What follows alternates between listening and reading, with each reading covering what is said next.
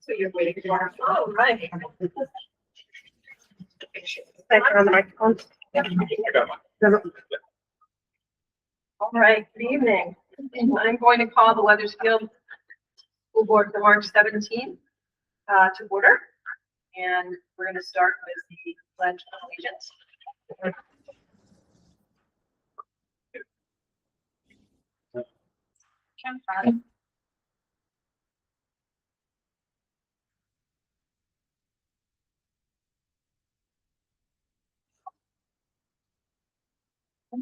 Heather, start us off. I pledge allegiance to the United States of America.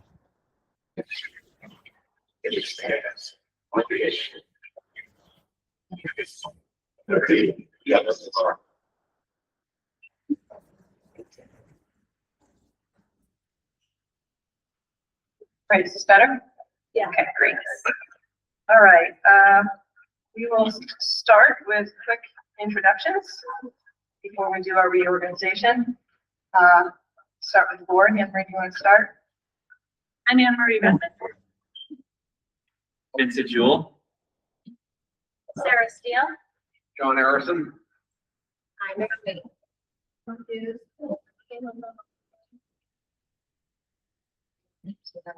Brian Martis. Steve Bourne. Larry Dower. Deb Hulse. Brian Ellingwood. Julie Hayes. Christian Craig. All right, thank you. So tonight is our reorganization meeting. So I am going to start us off by taking nominations for the election of the chairperson of the board. Are there any nominations? I would like to nominate Sarah Steele for chair. Second. Sarah, do you accept the nomination? I do. Discussion? Second. You seconded, John. Yeah. Any discussion? Discussion. Discussion. Sorry. All right. Are there, I think I have to say that, are there any other nominations for chairperson? All right. Then, all those in favor of electing Sarah Steele as chairperson of the board, please say aye. Aye. Any opposed? Abstentions? All right, Sarah, I'm turning this over to you.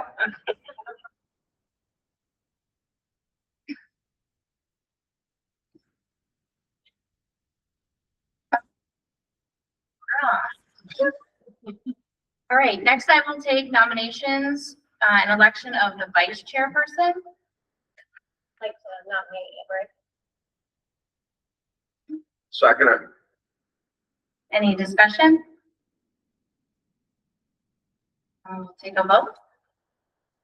All in favor? Aye. Aye. Right. Congratulations, Anne-Marie. Next is nomination of clerk of the board and the center of the manifest. That's the same, similar, right? Christine, the same person does the job? Or clerk would take minutes at the board retreat, and the signer of the manifest would go to the central office and sign the financials monthly. So it can be the same person, but they do different jobs. Okay. We just needed clarification. So the nomination and election of clerk of the board. Do I have a nomination? I'll second it. Everyone in favor? Aye. Next is the nomination and election of the signer of the manifest. Do I have a nomination? I'll nominate John. John? Second. All in favor? Aye. Aye. Nomination of representatives to the SU Bargaining Council. I can nominate them. And Sam, Maybe we should switch those two around, and then you should do the SU board. It's just the Oh, teacher. Oh, teacher- oh, yeah, those. teachers. Although.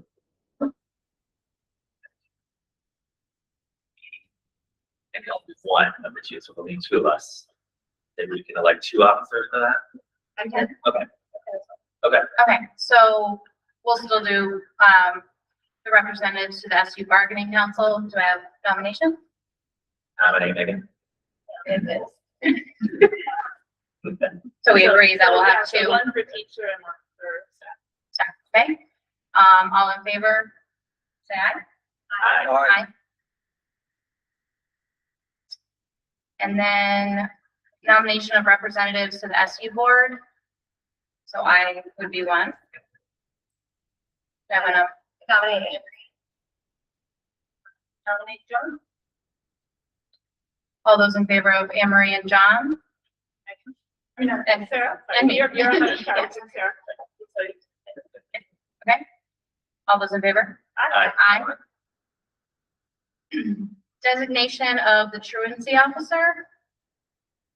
It would be the Windsor County Sheriff. So all those in favor of Windsor County Sheriff Department? Aye. Aye. Designation of our official newspaper, Valley News. Are we There is doing, no- there is no. Uh, shopper. We could do shopper. To the shopper. Shopper. The shopper, yeah. Yeah. Springfield, Chester. It comes in everybody's mail. Yeah. So everyone in favor of, designating Valley News and the shopper? Those in favor? Aye. Still establish our regular time, place, and date of our monthly meeting. This discussion, is everyone still happy? Tuesday still good? Second Tuesday, is good. 6:30. Done. Yeah, second Tuesday. 6:30? Pretty good. All right, so is that, we actually vote on that, correct? Yes, so, second Tuesday of the month, 6:30, either in the music room or in the AP room. All those in favor? Aye. And then I'd like to, adopt the Robert rules for small boards. I move we adopt Robert rules for small boards. My second? That's how we're gonna keep it. Yes. All those in favor? Aye. Aye. All right, do we have any changes or additions to the agenda? Just one, we had talked about, a short audit process report from Larry, and he's here, and that's not on items for discussion, so if we can add that, should take long. Okay.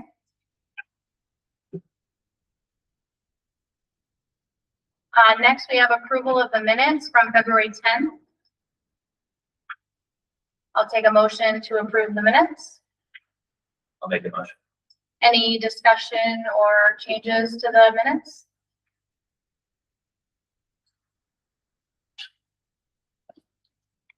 All those in favor?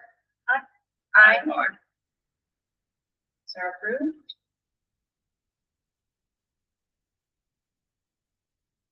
Next we have public participation. Yeah, anything that's not on the agenda, yes, correct. Would anybody like to? Yes. Board hours on behalf of the NEA. To the budget, but she just wants to talk before.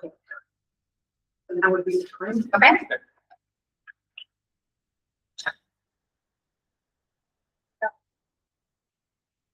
Laura, you can come up and just, we know who you are, but please state your name and where you're from. Laura Powers. I am the WEA chair. I am also a current Weathersfield employees, kindergarten teacher, and a community member. And I just have a statement that I'd like to read, if you don't mind, in regards to the budget. Um, I'm here to speak in support of our educators and our staff and to ask you to continue the long history of investment in public education at Weathersfield. Our school is a special place. It's a place that not only educated many of its current employees, but also their children and even their grandchildren. It's a place that has drawn families to our community and encouraged young people to either remain here or return home to raise their own families. It's what we would call a success story. The data shows this as well. Our enrollment has been increasing every year. Weathersfield is ranked 13th out of 275 schools by the Agency of Education, and our middle school alone is ranked 14th in the state. Within our district, we have the highest test scores and the least amount of staff turnover. These outcomes do not happen by accident. They are the direct result of committed educators, strong programs, and a community that has steadfastly supported public school. At the same time, it is important to understand the financial reality of that our school faces. Every year, cuts have been made to our local budget, yet our overall spending has continued to increase due to costs that are entirely outside of our control. Expenses such as special education requirements, SU assessment costs for shared services, high school tuition, health insurance, and food services continue to rise regardless of the decisions we make locally. The unfortunate result is that the only areas left to cut are the ones that directly impact the people and programs that make our schools successful. And that means the only areas left to cut are also the ones that directly impact the children in this community. The reductions we are able to make include educators, athletics programs, classroom budgets that are already bare bones, fine arts programs such as art, music, library, and media services, and our nature programs. Additional cutbacks could also impact administrative assistance staff, custodial staff, and intervention positions that support struggling students. Cutting personnel has especially serious consequences. It means significantly larger class sizes, and many of our classrooms simply do not have the physical capacity to hold more students comfortably. Larger classes also reduce the individual attention students receive and make it harder for teachers to meet the needs of every learner. This puts additional strain on the very staff members whose dedication has helped make Weathersfield one of the highest performing schools in the state. This isn't our first experience with fiscal austerity. We have already been dealing with the effects of years of reductions. Programs that enrich student learning and expand opportunities have already been lost, including offerings like foreign language instruction that many of our neighboring schools still provide. These are not luxuries, they are important parts of a well-rounded public education. When we talk about budget cuts, we are not talking about trimming excess. We are talking about removing people, opportunities, and support systems that directly benefit our students. Our educators and school staff are the foundation of our success. Stable, supported, and respected educators create strong schools. Investing in educators and in these programs is an investment in our children and our community. Weathersfield is proof that when a public school is supported, it delivers results, growing enrollment, strong academic outcomes, and a stable, dedicated workforce. The question before us is whether we will continue to invest in that success or continue to erode it through cuts and the very things that make it possible. I urge the board and the community to keep these realities in mind and to prioritize protecting the people and the programs that make our school special, the kind of place where both educators and students are supported, challenged, and able to succeed. Thank you.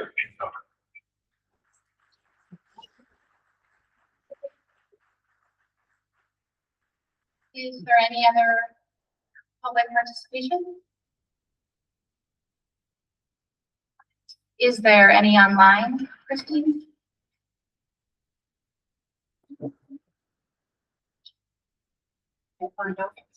Okay. So we will move on to the administrative report.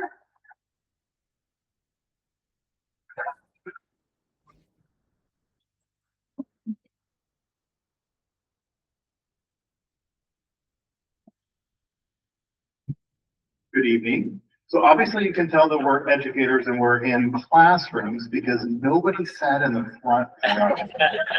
Just like it. So tomorrow, don't get out your students, you're sitting towards the back. All right, so I'm here with Kristen Hubner, who is our amazing data / MTSS / coach, like the job titles are numerous and amazing. So we are here to share some of our data highlights from our winter session. So I'm gonna let her talk and then I'm gonna jump in here and there. So we're just gonna do the highlights tonight. We'll do the full report another time, but we have a lot more focus. The first thing that we wanted to talk to you about is our VTCAP data compared to the state data. So we're about to take VTCAPs next week, but this is our spring data from last year.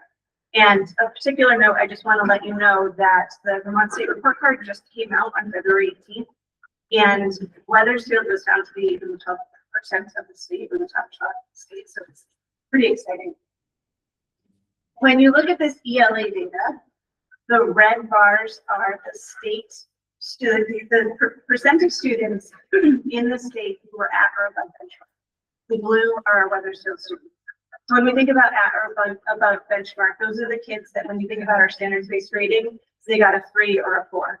Or if you think about our STAR assessments, they were the blue and the green. Okay, so when they meet the at or above benchmark, when you look at this, you'll notice that the blue, the Weathersfield students, were above the state average in most grade levels. We were really close in 4th grade, and we're hoping to achieve that this year. And with our math data, similarly, it's the same chart. You'll notice once again, our 4th graders were slightly below the state average. However, this was last year's 4th grade. Our current 5th grade class on the most recent STAR assessment, the 5th grade class scored 68% proficient. So we're really hoping that that's going to translate into the VTCAPs they take in the next couple of weeks. It's a very good year. You'll also notice that our 8th graders from last year were slightly below, and we're making adjustments with our 8th grade next year that those students who are eligible for algebra will also be getting 8th grade. In the past, if they've been eligible for algebra, they take it instead of 8th grade math, and we realize that we're missing skills when we do that. So we're really hoping that that change is going to make a difference as well. With the state assessment, only 5th and 8th graders take the science assessment. And so once again, our students in 5th and 8th grade were above the state in the above benchmark. The other piece of data that we wanted to share with you tonight was our K-3 difference data. If you remember in the fall, I stood up in front of you and I said we have a lot of work to do. And so I wanted to share with you the work that we've done. So in the fall, we had 33% of our students proficient on this K-3 assessment that measures early literacy skills. Our K-3 staff has put in a lot of work to fill gaps, to meet students where they needed to be and to take them farther. And so at our assessment in February, we had 56% of our students meet proficient. And we're really hoping with the work that we're putting in that we're going to see that trend continue. We give this one more time in the spring, and so we'll have that data to report to you then.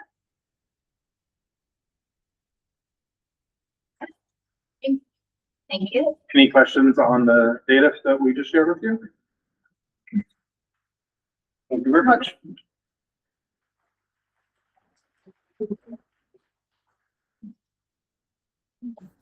Okay, next up is items for discussion, followed by motions if needed. Obviously, our most important is our budget.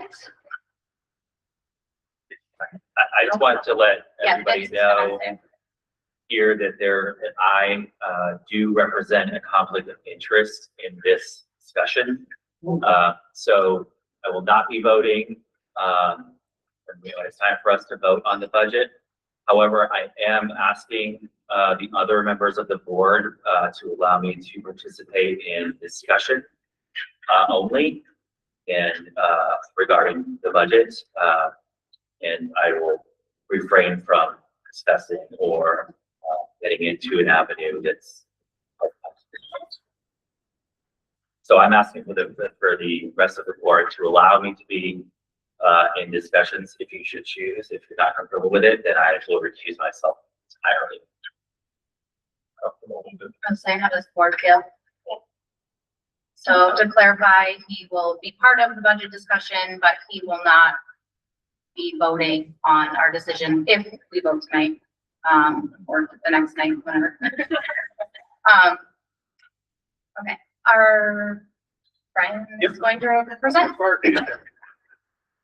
First off, I want to give a shout out to our BAC because they not only worked hard at the start of our budget season, but then I had to call them back up. I said, come back up. We need some more help. We need to figure some things out and to see what some possible cuts that we could do to make sure that our budget is able to pass the next time. So I'd like just to give a shout out again to our BAC. They're volunteers that did an amazing job. And then Julie, I think you were going to say something real quick, or are you comfortable with that, or whoever wants to, if you guys don't want to, I'm okay with that too. All right.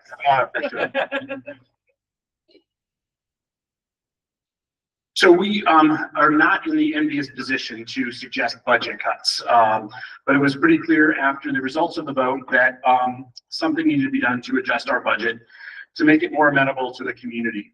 We worked with Brian with a goal of getting below a certain threshold that would have double the impact on the tax rate. So really that's what we set as a goal as a committee, to make enough cuts to get below that threshold, to make an even greater impact on the tax rate. So there was a lot of discussion, a lot of back and forth, a lot of tense. Hold on, Christian, just. The microphone, you're getting feedback. Yeah. Oh, I didn't hear it, sorry. How about now? So that's better. Further away better?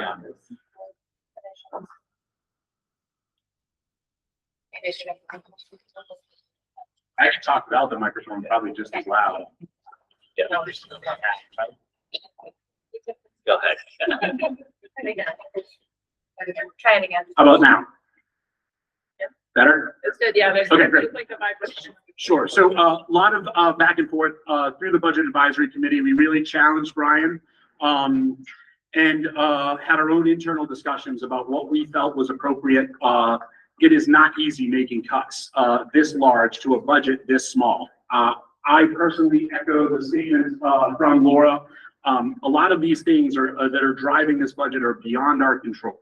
And it's unfortunate that we at the local level have to make really impactful cuts to education here at Weathersfield. But this was the consensus that we came up with. Brian, I think you're going to present the ultimate proposal, but it was with consensus within the committee that this was the right path for the Budget Advisory Committee to take and recommend to the school. Thank you. Thank you. All right.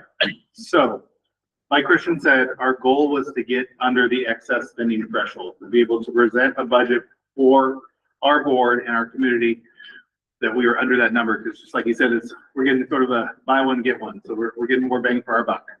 So by cutting, if we got under the 259 part, then it's basically like saying we're under by 520 to 518,000. So anytime we're making cuts at this level, because our BAC originally came up with a really good budget that was pretty bare bones as it is, there isn't any extras in there. So anything that we're doing is going to affect students. And that's unfortunate. Could I interrupt just for a second? Sure. Could I ask our CFO to explain for everybody in the audience what the spending threshold is and how it affects our budget? Sure, Larry, if you want to do that. Yeah, so, the excess spending threshold is set at,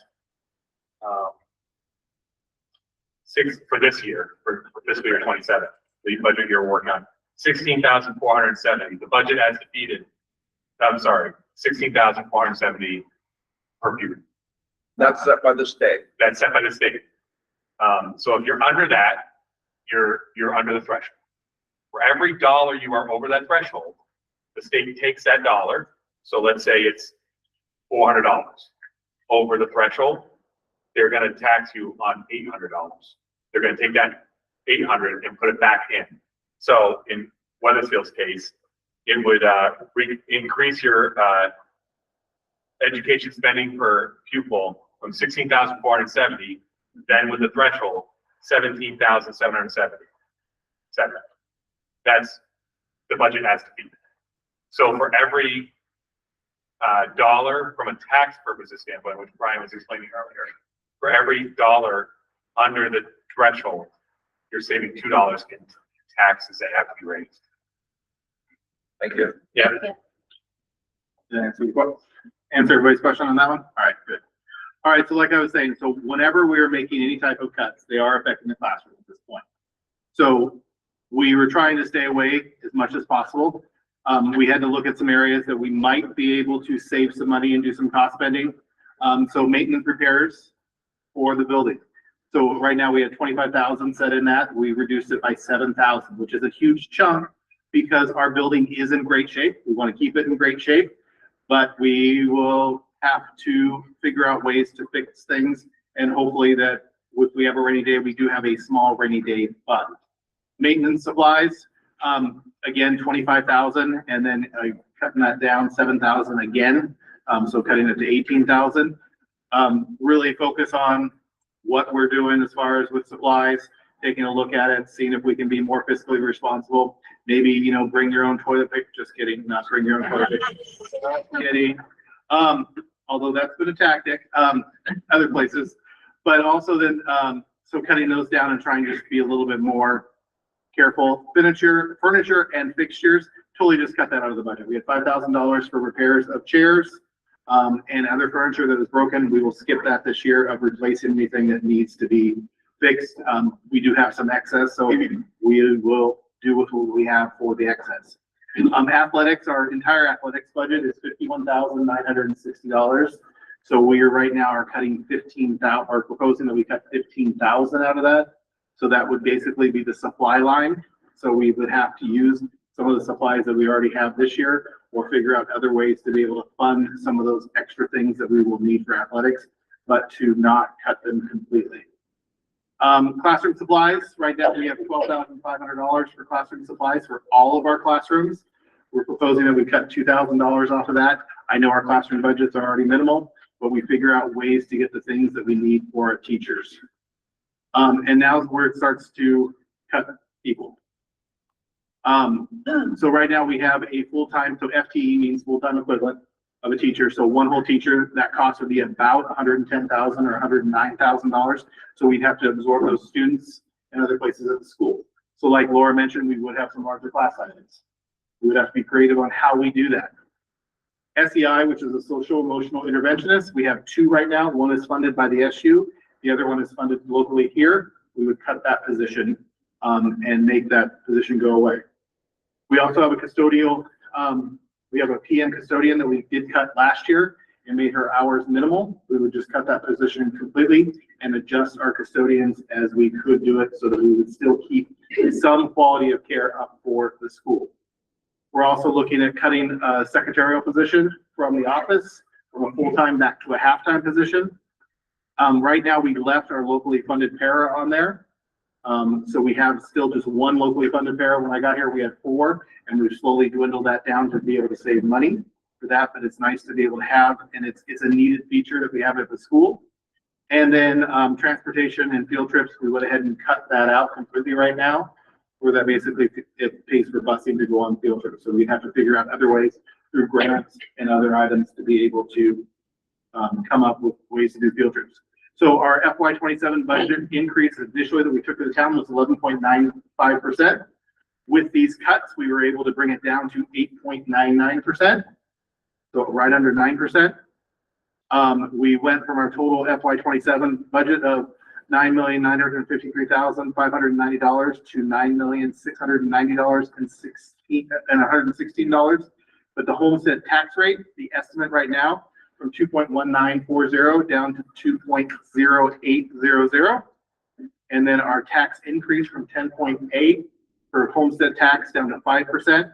And then our pure per pupil spending, like Larry talked about, originally it was at $17,777.68, cutting that down to $16,869.39, getting us to that threshold, below that threshold.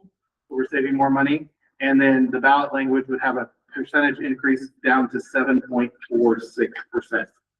Can I just ask about the threshold? So Larry had just told us that the threshold was 16,470, but this is Yeah, so 16,869. Still 400 above that. So are we still 400 above or? you are, because this is where it gets complicated, because we're, discussing the ballot language. So those two bottom lines are the ballot language. I was asked to provide what the ballot language looked like. Okay. That's a little different because, you're comparing FY 26 to 27. And that's why you notice that how the tax rate is 5%. Right? So when I'm talking about spending, excess spending threshold, I'm talking about the tax, how it impacts the tax rate. So are we below the threshold or aren't we with the BAC, but BAC? The BAC would put you under the threshold, yes. You have Right. exclusions. Hi, sorry, can you hear me? Yeah. This is hold on Laura just a second. Skibinski. Whoever is asking that question, I do to support Larry. I think it's also relevant to note that the excess spending limit has things that can be excluded. And there's a portion of our budget that can be excluded from the excess spending limit. And that number gets us from that 16.8 down to 16.4. You were reading his mind, Laura, because that's what he was getting ready to say. The Okay. bond payment on your bill, $234,000 a year, and while you have it, allows you, you're allowed to exclude it. Okay. So that's, So we need a bigger building, right, for the future. Excluding. by the way, that's us, good point, Vincent, that no longer applies to any new Right, buildings. right, Right, so of that, course. I don't know what the new, We're grandfathered. but, Weathersfield is grandfathered now for that. So Legacy. just to clarify, so the ballot language would say 16,869.39. And then, but you're saying the per pupil is really 16,470. For Without the excess, bond. for excess spending threshold Yeah. purposes. Yes.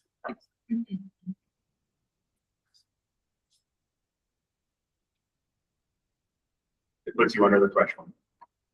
The amount, and I put it, you can't really see it on the, if you scroll up to the right, Christine. So you can see, to get under the excess spending threshold, you must pay $259,000 and at 264, 263, like that puts you over. Or under. And I know that's a lot of money to cut from our budget. And our goal as myself and the VAC was to get us under that excess spending threshold. And these don't have to be the cuts. These are just some proposed cuts at this point. But if you give me a number, we can make sure that we get to that number. And that was my goal, was to get to that number so that we can save some money for our taxpayers and still get what we can do. Is it going to be harder to do the work? Absolutely. But can we do it? Yes, we can. We know what to do, so we're going to do it.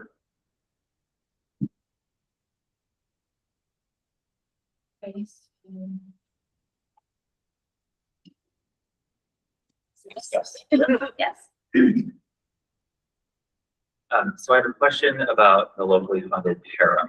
Yes. If that was voted in and that person was cut, is that person gonna remain under limit PSU or sort of, is there a plan to? So right now, the for locally her funded. services to be rendered here, but under a different umbrella? Right, so right now, the locally funded para is not on the chopping block. Oh. We're keeping, it's the SEI, Okay. so the social Oh, I emotional see that, okay. interventionist. Yes, the social emotional interventionist has, I can't ever guarantee anything, and so but she does now have that person has a license that she will be moving on to a different position, So hopefully. talking about the SEI that we have here, who works for the SEI, Yes. what is their workload like? What are we looking at for? I mean, Right now- explain to us So I can, I'll explain to you. detriment. So right now we have we have the advantage, since we have two SEIs currently, that we have one basically downstairs that handles K through 3, and then the one upstairs that handles 4 through 8. So that person would be spread thin. It would be more work for that person to be able to do more working with different students. They would have to be able to work with the elementary students, the little kids, as well as the bigger kids, and be able to go ahead. So yes, that would cut back on students that might need a break. That would cut back on students that are having some difficulties and need somebody to talk to. So yes, it would cut back on that for sure. We would feel that with cutting that position.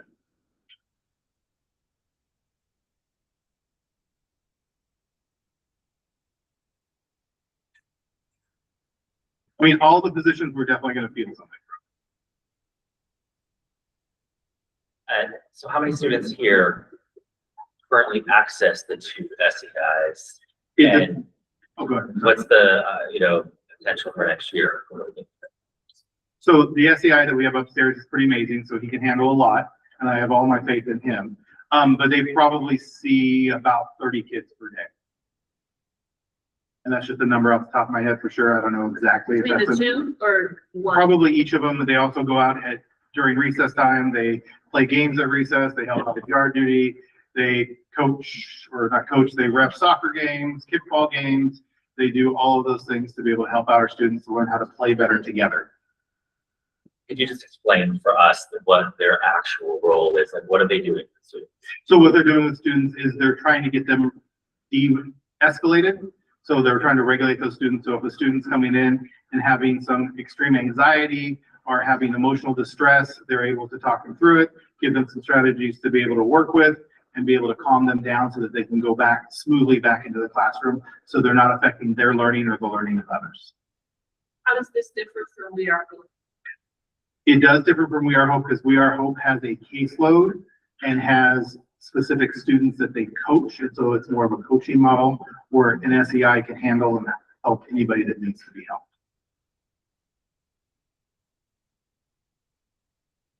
At the SU level, how many SEIs do we have? And the other schools have SEIs that are on their payroll versus the SU. We have one here at Weathersfield that is funded by the SU currently, and then Jen. Okay. Okay.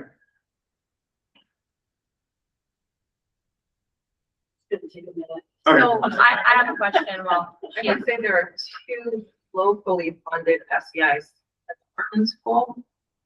And currently, next year, there will be one. And local SEIs at Heartland.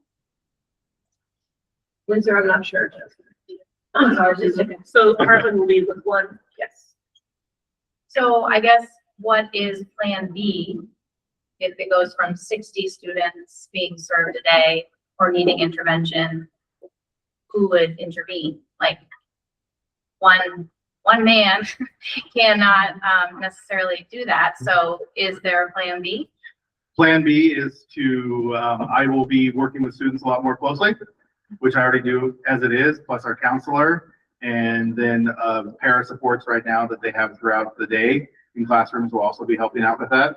That's the best plan right now. When I first got here, we had one SEI, and behaviors have definitely changed in the last few years. So it's going to be a struggle no matter what. Right. Yeah.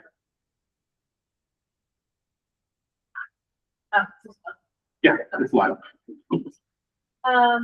So looking at. It's not on for you. Might want to lean in closer. Can you hear me now? Yes. Okay, great, thank you. Okay, so just taking a quick look at SEIs, Windsor Elementary School has 3 locally funded SEIs, and it looks like we have 3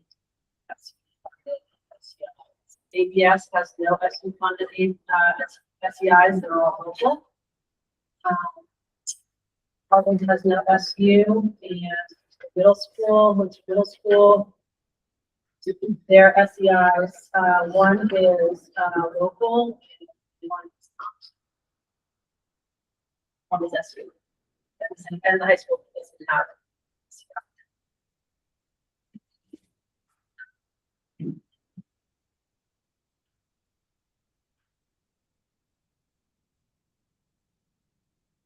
So, question. So of the 30 kids per day, what would you say the amount of time spent per child is, and for what level of reason? It would depend on the day. I would say maybe an average of about 5 minutes. If a student usually needs a break, it's usually about a 5-minute break, where the SEI will take the student out, and work with that kid and then be able to get them back in there. If a kid is in crisis, it's going to take longer, obviously. Is there any data on crisis events here that you have Yeah, so all- accessible versus the other sort of standard? I don't have them easily Get them accessible, back but to we, us. we put things, so our FCIs also add everything into Power School anytime they have any opportunity to work with a student, and then depending on the situation, when they put it in there and how much time. I don't know if they usually log the exact, they don't log the exact amount of minutes, but we have incidents all the time. Today, our SCI was used and was probably in the room with 30 minutes with a student with a parent or with a support or a staff member as well. And then also came in with me, so it takes longer.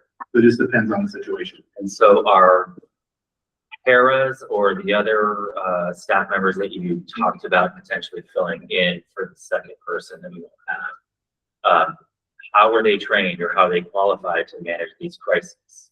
So they do have training. The SU provides training for the students. They do all of our training as far as We're talking care. about SEIs. Yeah, SEIs need to have a bachelor degree, and they are required to take, our safety care training, which is our de-escalation, and then, restraint training, which obviously, don't want to do, but they have to have that. So are the paras, My question Have they was been the trained as other well? staff members that are not SEIs that are proposed to fill in the gap that we might create.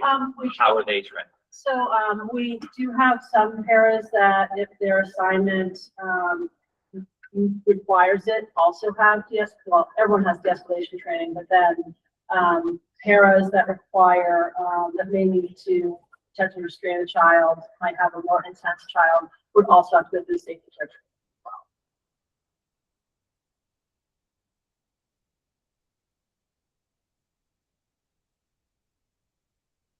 I don't know how the board feels. I'm a little bit hesitant about cutting that, that position, knowing a little bit about the level of need here, and how much it has changed just since I've been involved with Weathersfield School. So I'm afraid, of pulling that away, for the sake of the rest of the staff, for the sake of, the administration, for the sake of the student that's in crisis. I think we all know that that's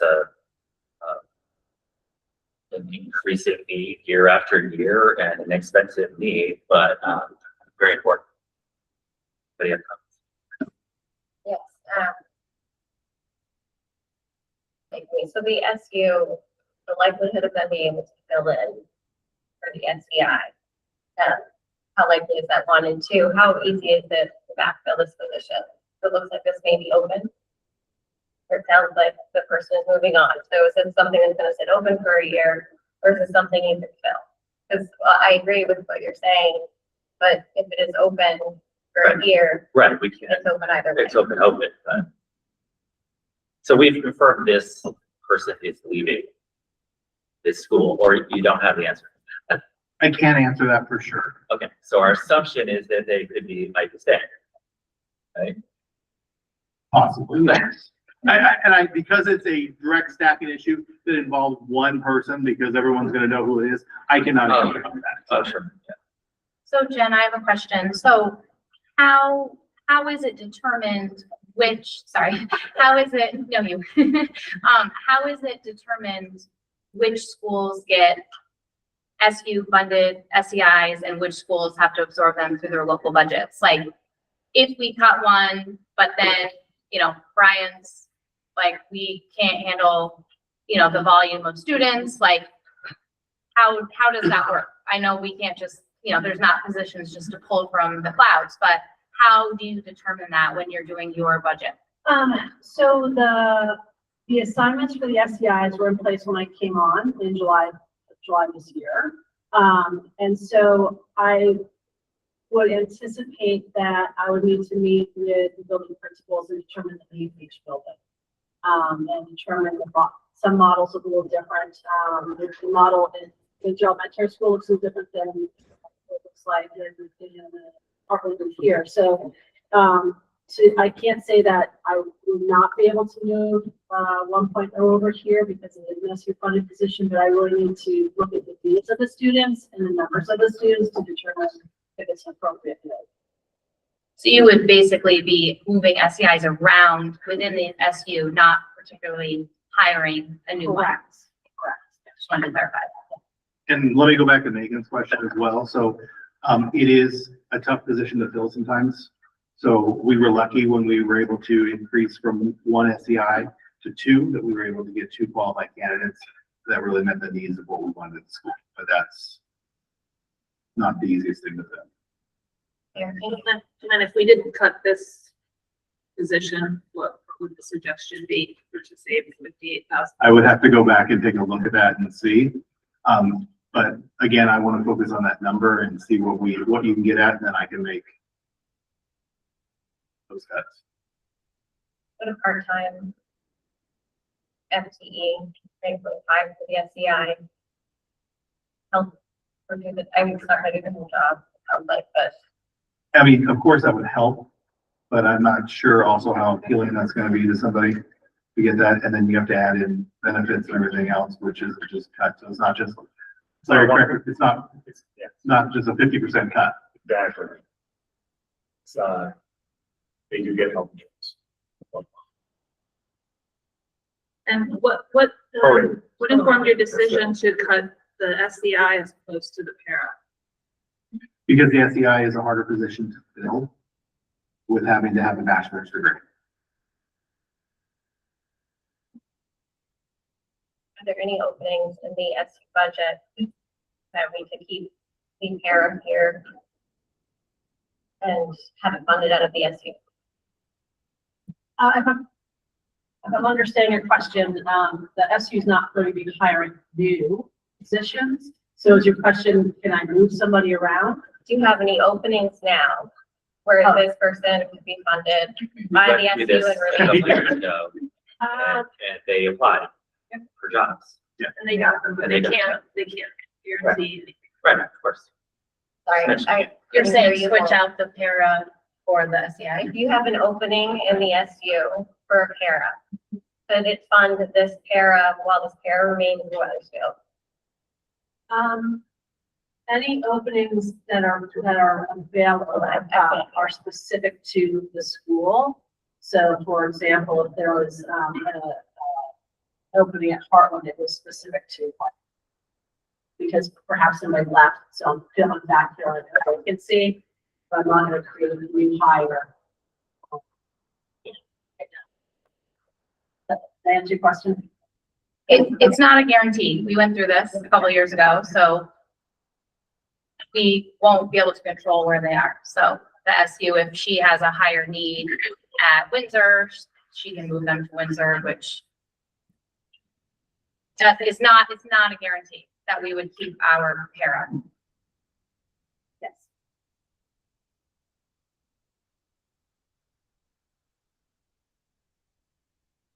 So let's get into what does this para do here? Are they assigned to one child, 10?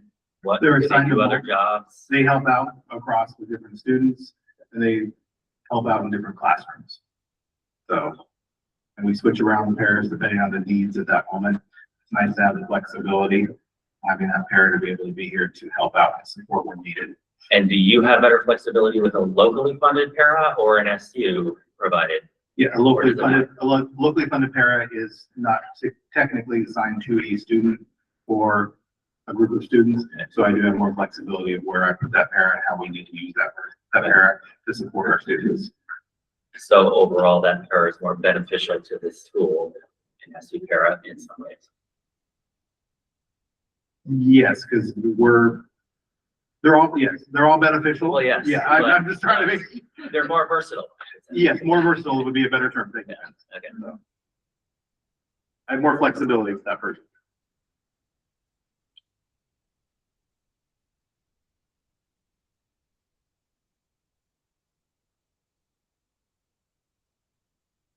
Can I ask a question about field trips? Of course. So do our kids, just not do field trips, or like what is that? Like, We would look for outside, parents drive? we would look for outside sources to provide transportation. So we could look at What? a fundraising possibility, some grants that we could write, some various ways of being able to save that $6,000 by getting, and then if, we would never exclude somebody if they could not afford to go in, but if we asked for donations and parents were able to donate $15, but if we had another parent that couldn't, we would figure out a way to make sure that student would be able to participate as well.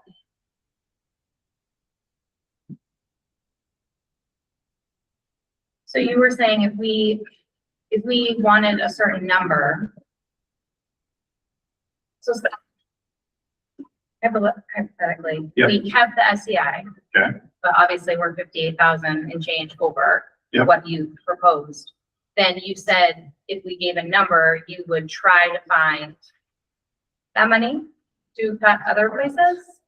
So if we wanted to get under, if you gave me a number and you wanted to make sure that we got underneath that threshold, which makes sense to me, then we would find a way, it would just affect other areas of the school, which are gonna affect students, no matter what we do, we're gonna affect students. All of it. All these are gonna affect students in one way or another. Some are directly affecting students, others are, okay, the classroom might not be as clean today, or it doesn't get the floor mopped it's just gonna depend. So, I'm thinking that, rather than kind of micromanaging exactly what cuts Brian would make, I'm wondering if we can all agree or disagree that we need to get under the excess spending threshold. And if we want to, direct him that he needs to get under the excess spending threshold, or if we want to say, no, maybe we're just gonna try to cut 100,000 and see what the voters say. So I think we need to come up with a plan for what we want it to do rather than saying to him exactly where it needs to go. We had a question from the audience, I'm going to take that real quick.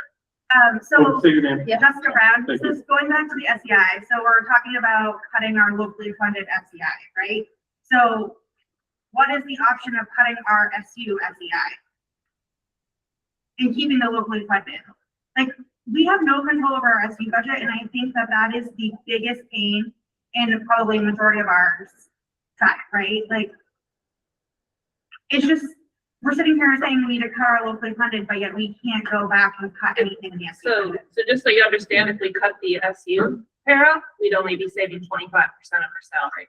We only pay 25% of the SU. Yeah, the four. We'd have, we'd have to cut 4 SEIs in order to equal that.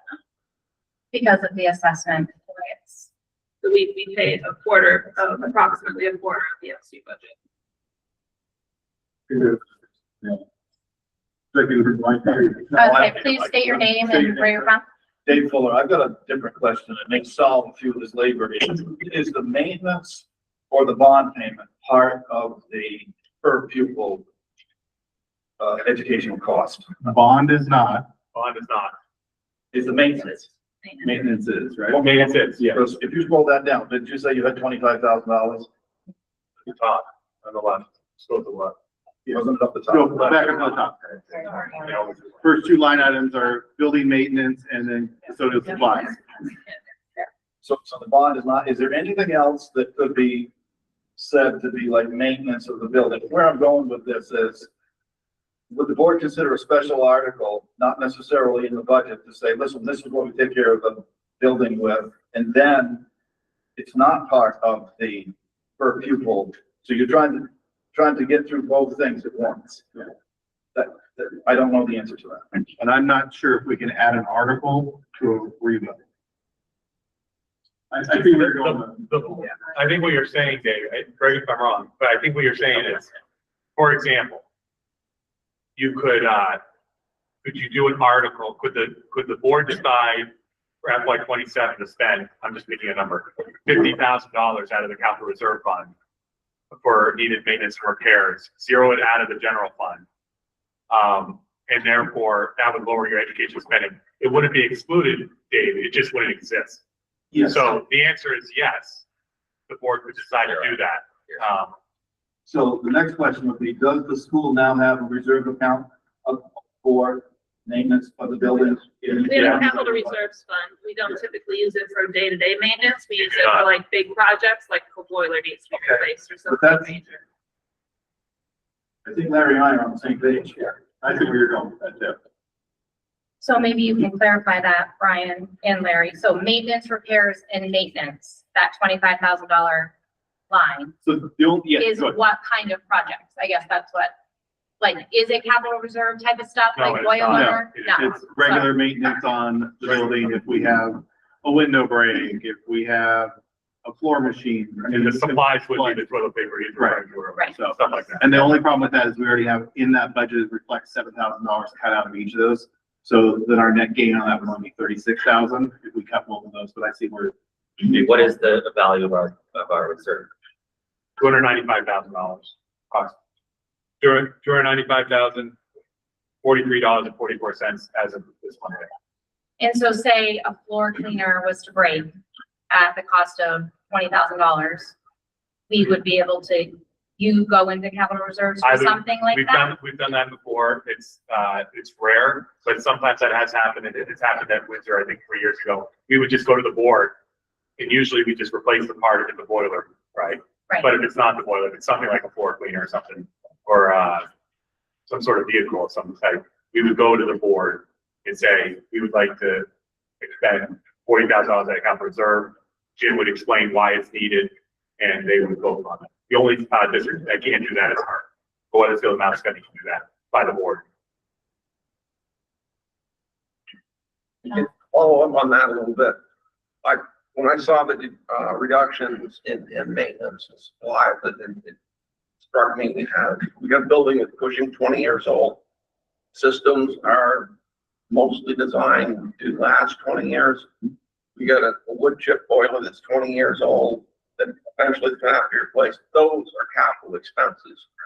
Fortunately, we got a standing seam roof. We shouldn't have to worry about it in most of our lifetimes anyway. But nonetheless, there's still other things in the school that are gonna continue to fail.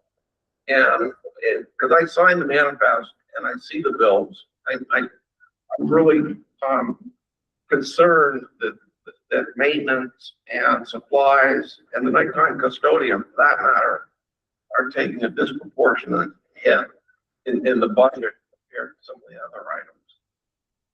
Going backwards a little bit from what you said, Brian, we need to give Brian a number. And then it becomes his job. That's the reason they make all that big money. Is at the end of the year, it needs to come out close to zero as humanly possible.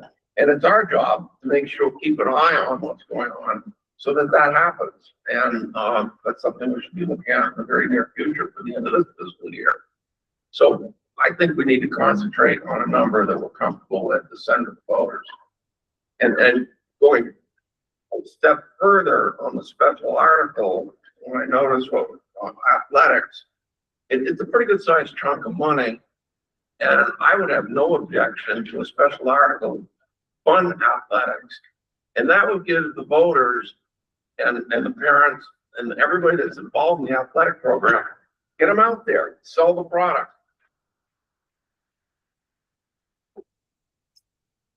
Can we do that? Can you legally? Fundraise for that. No, I mean, can we, If the can we question have is- can we have that as a separate article? So if I understand correctly, you would zero out athletics out of the general fund.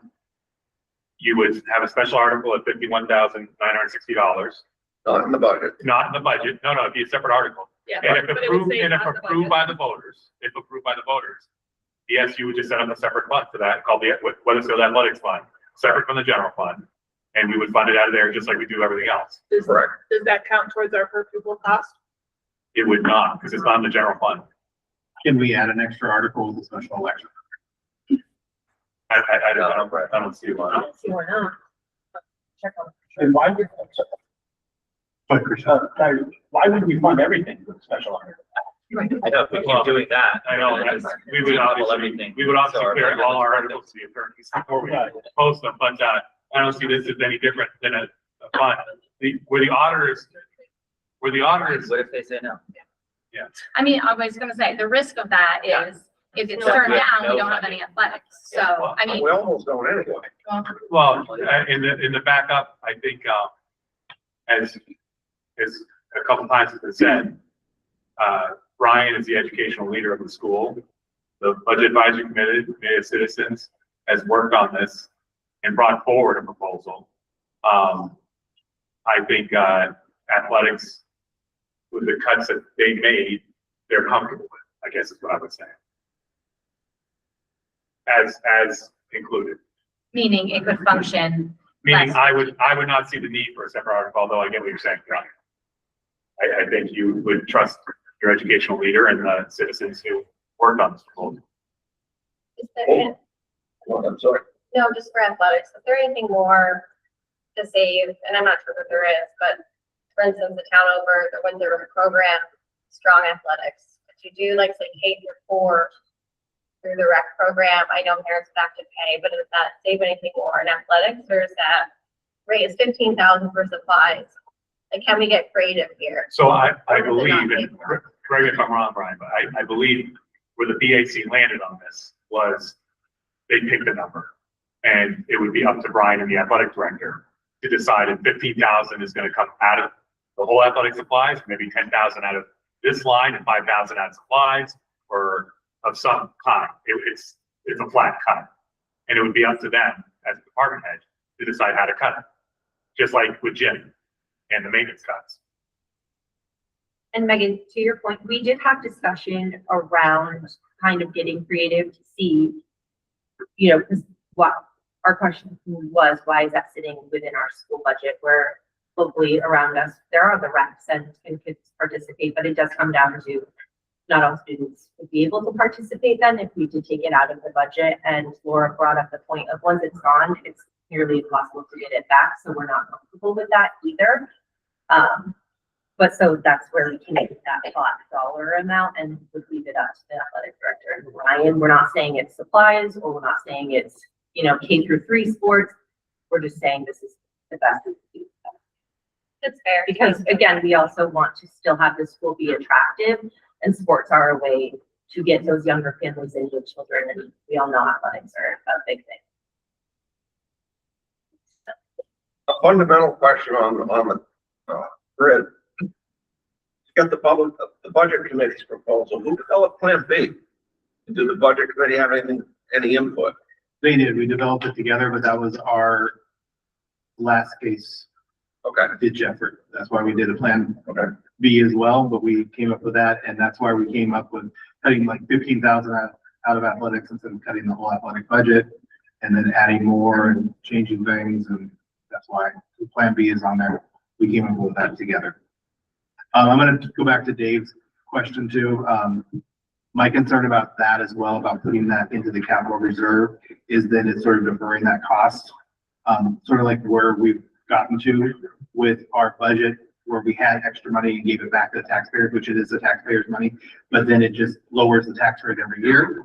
And then we have that bubble increase like we had last year, which I feel sort of gotten us into this situation. So I would prefer not to put it in the capital reserve, because like we talked about, it's really hard to get it back into the budget. And then we're going to deplete that capital reserve really quickly. If we're putting $50,000 in, it'd be gone in less than 6 years. Just that would be my concern about that.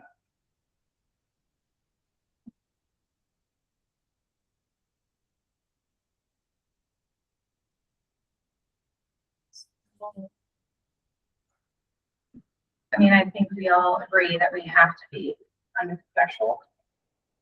Correct in saying that? We have one more question from the audience.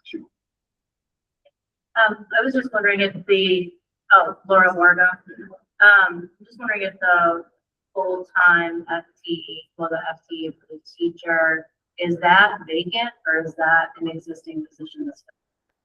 It is currently an existing position that is filled. And then, sorry, more questions. Okay. And then just wondering sort of what falls into the classroom supplies category. I know like as a parent, you don't get sent home list of supplies to buy our kids. I understand that not everyone is in the financial position to do that, but I do think that there are a lot of parents that would be willing to send in additional supplies if needed. I'm just wondering sort of what is earmarked for that? So, Okay, or if there's more. yeah, so each teacher gets a budget they have for their classroom. And then, they have supplies that we take care of for them and then some that we always accept donations. We just don't ask for them because we want to help playing field as much as possible. So different from where I came from, where we had a list of things that you were expected to supply to your classroom. Yeah. So we'll always take those, but, and then we've also been really creative as far as during the summertime, BJ and I will go to Walmart and we're able to buy all of the markers and the prints and all that stuff at a much reduced price. So that's helped save some money.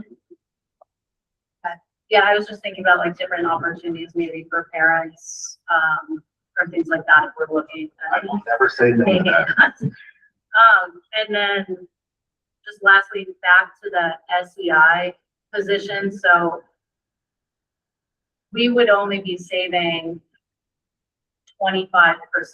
Is that, and I'm like new to all of this. So we would essentially, we as Weathersfield taxpayers pay for 25% of the SU SEIs.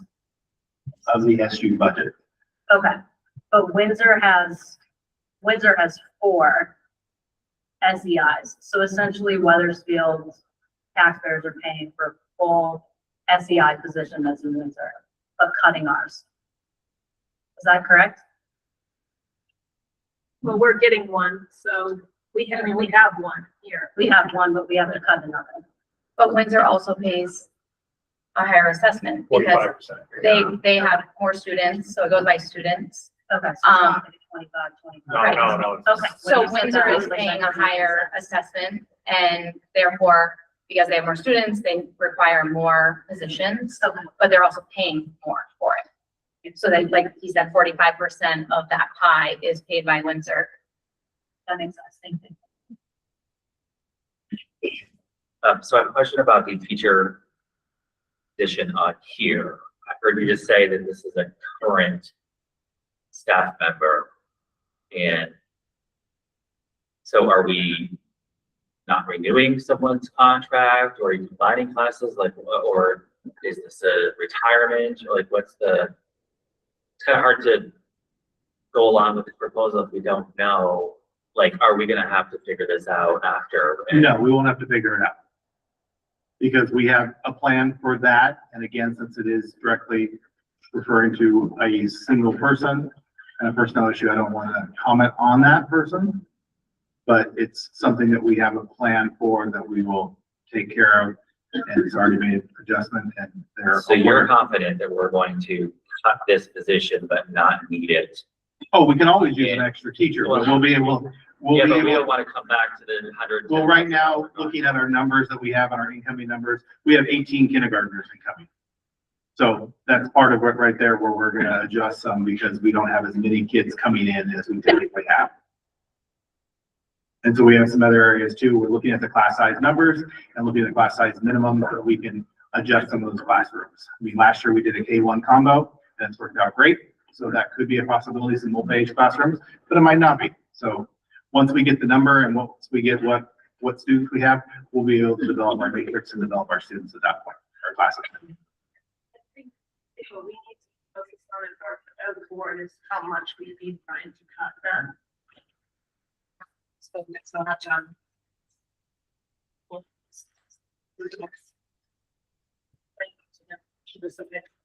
It's better to cut a teacher or a para.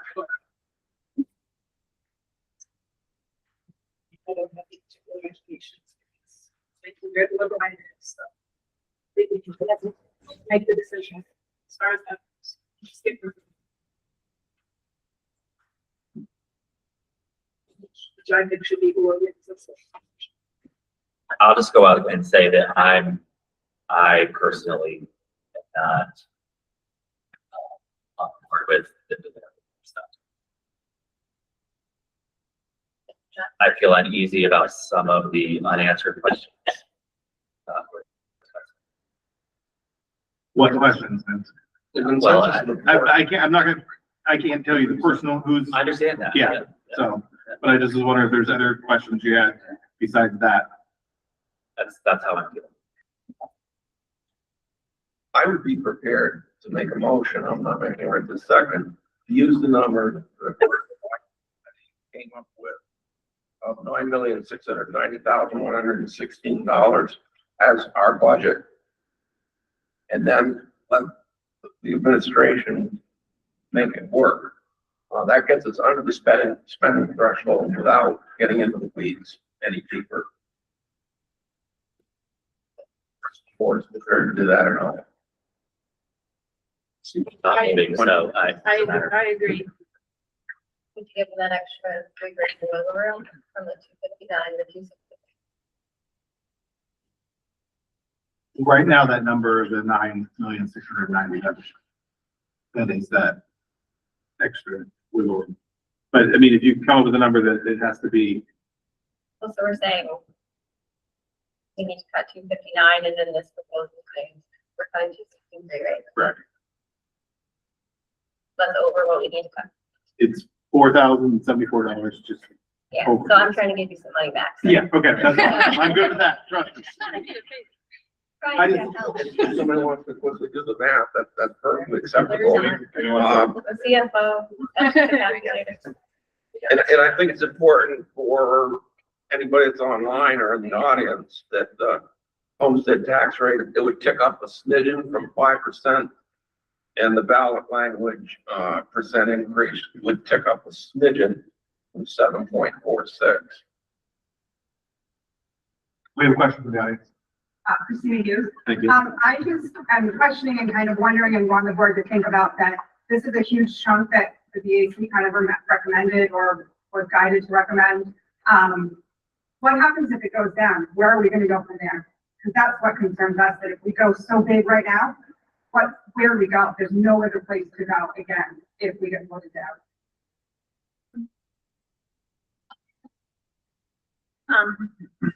What is the, so there's a deadline of April 15th. What, is if this budget doesn't pass and then we won't make that. I mean, we might not make it anyway, depending on how things go. It'll be tight, but I think if we, pass the budget, we have to get ballots printed, we have to warn it, send out absentee ballots. So the law states that we have to post 5 days prior to our informational meeting and 7 days prior to a vote.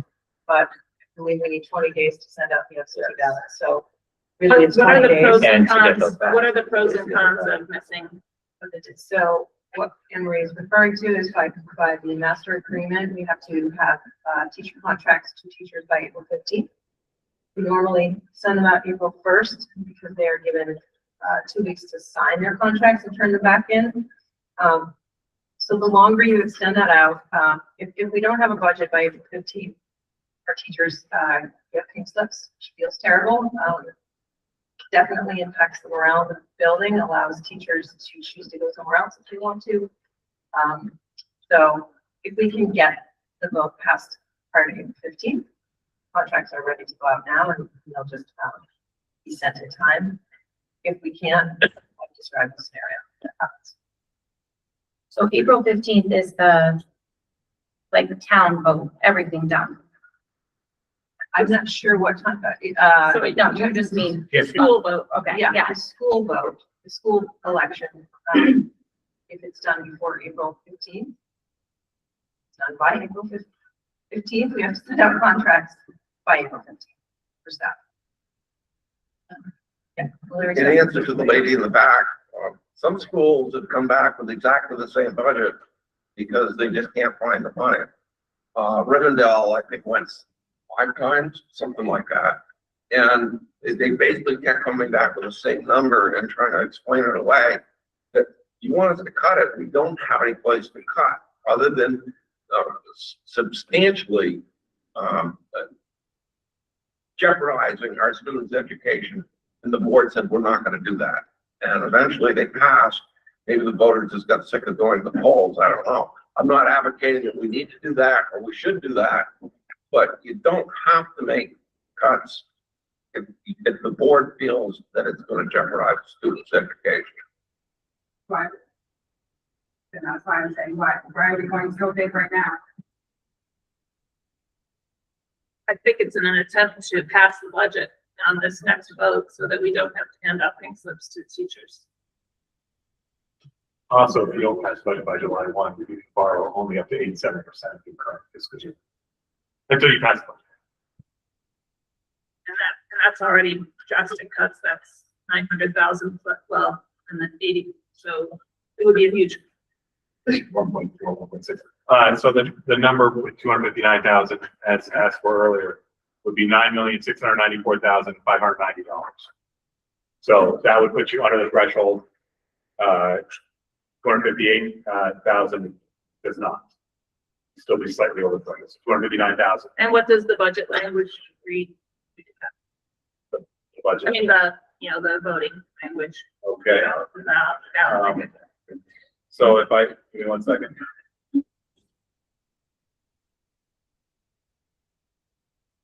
So if you did that, it would be the budget increase year over year would be 9.04% instead of 8.99. Your homestead tax rate increase estimate would still be 5% because we're talking about $4,000. And the ballot language would still be 7.46%. We're talking about $4,000.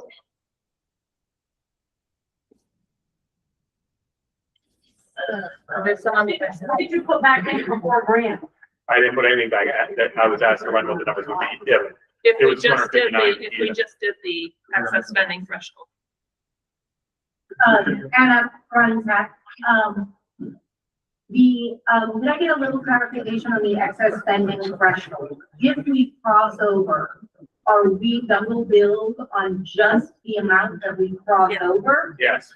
So if we decided to keep the SEI, we would be double billed on that amount. Yeah. So that was Not my, greater amount. that's a great point. That was my next question was, can you do the math if we kept the SEI Stand by. and If you kept the SEI,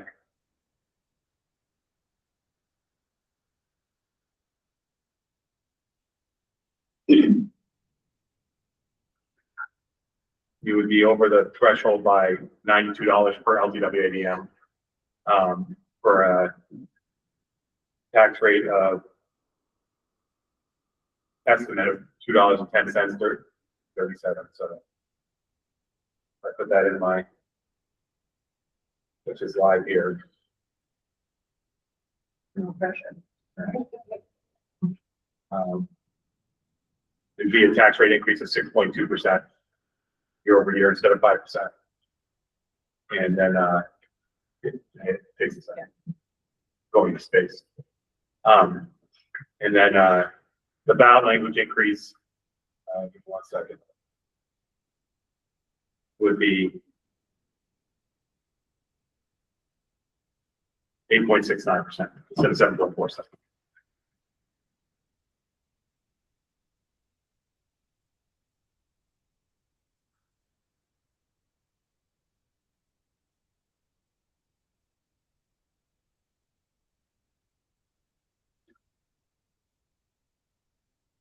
so how much money, I mean, that's like 58 change, but like, what are we talking, like, how much money?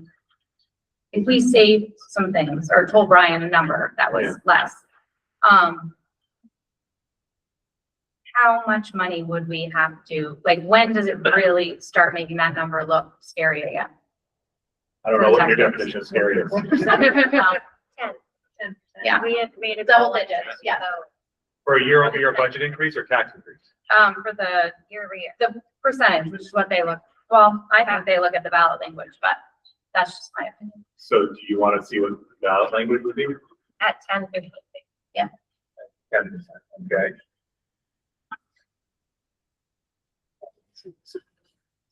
Yeah, I need to. May I stop sharing for Larry that we have to do? Yes.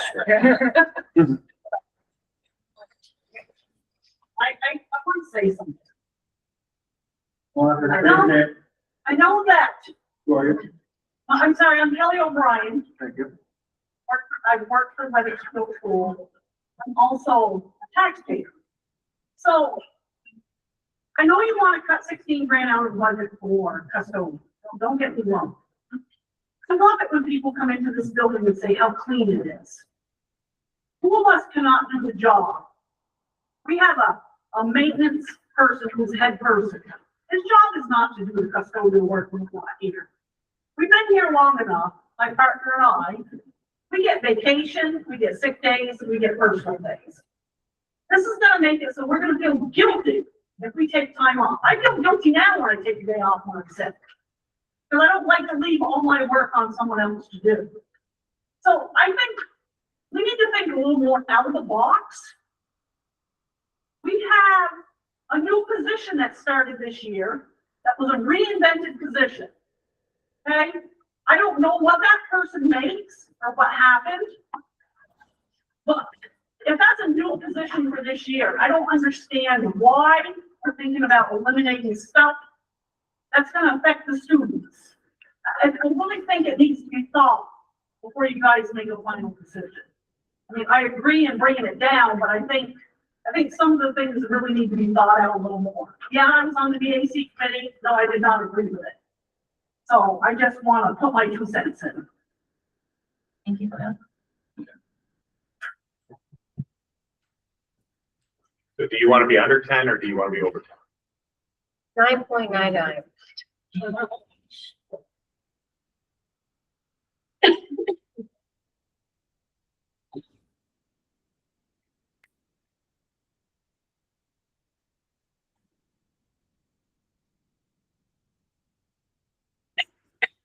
I will say that my opinion that, and I've always said like we need to keep it under 10. That was when budgets squeaked by. We got voted down hard. I don't know that just being it's just my opinion. Yeah, I definitely see what you're saying. I think though the climate, listen, I'm not an avid Facebook user, to be honest with you all. I did go on because of the buzz. Whatever that group is. And there was a lot there to unpack. And I think there's just a lot of like, I'm voting no and I'm voting no for all of these things. So, you know, is 10%, and I guess this is a better question for the town and the community. 13.24%, wasn't it? And there was a huge ask from the town this year. I don't think you can deny that. Is 10% better? Because again, you know, it's easy just to say like cut the 259 because of the benefit that is, but that has a huge effect on the school, right? Like we can all agree. I don't think anyone up here is saying we would gleefully cut that because we know that has a huge effect. So is 10% more palatable? And are we in a different climate because that the town was voted down too, right? There's that dynamic as well. I don't have the answer for that, but I'm just putting that out there in the sense that is that a better way to go? And then for our teachers, I know there's a lot of teachers in this room right now. If you're handed a pink slip because we can't get this done in 4:15, right? You don't need to answer. You don't know the answer to me, but are you looking to leave? And I think this is where like there is that hit to morale we're really concerned about because we value our teachers and we don't want anyone to go. But that is a possibility when you receive that pink slip. So what's the balance here? And I'm not saying, you know, I'm not going to vote for 259 or whatever the case may be, but what I'm hearing is there's a huge impact here. So like 9.99 get us over. If we give it a go, we have to vote again. Then do we do the 259 and our teachers hang in there with us, knowing that there is that hit to morale? I don't know. Sorry, it's my first year, so I'm just trying to figure out what makes sense. Well, none of us have. We haven't been in this We have not situation. been in this position either with a failed budget, so. Have you read it? No, it's not, I don't think it's failed in anyone's memory, correct, Sean? I think BJ told me 30 years. Just want to make a comment. I think a lot of people you guys did it at town meeting. Unfortunately, there was about 40 people in the audience for the school portion of town meeting. A lot of people don't understand the impact that the SU budget has on our budget. You know, there was comments on Facebook about the town's not going to crumble if you vote their budget down. Well, that doesn't really have the impact on our school, right? Because what we have to cut is such a big impact on our little school, and our little school may crumble if we have to cut the $400,000, right? So I know that we tried to push the handouts out and stuff like that, but I think my ask to the board would be to try to somehow come up with a better way to reach more townspeople to advocate the impact that the lack of impact we have on the SU budget, right? That this is what it is and we can't make any changes. And if we have to continue making cuts, it's literally making cuts to inside our four walls. Because I know I've heard a lot of people be like, oh, I didn't realize that we have to pay for that, or I didn't realize that we had no control over that, or I didn't realize this. Like, I think that that's a huge gap in our town of understanding how our budget works. I'll just say, I think that we actually did put forth quite an effort as a board in the last few weeks prior to this first election. But yes, there's a huge disparity between, I mean, there's only 700 something voters to begin with. Yeah, what, 3,000 people, close to 3,000 people in town. So we did spend money and put forth a pretty good effort standing outside in the cold and snow. But you're right. I wish that everybody here had some idea about how to get the word out better than we are now. We've been beating our heads against the desk for 3 years that I remember, trying to educate people on this system. Which we have. I mean, Larry's done, he's done a fantastic Yeah. job with the budget book and trying to educate people about assessment. Like, most people don't even know what the assessment is, you know, like what piece of the pie we pay and what makes it go up and down some years, and some years we're lower.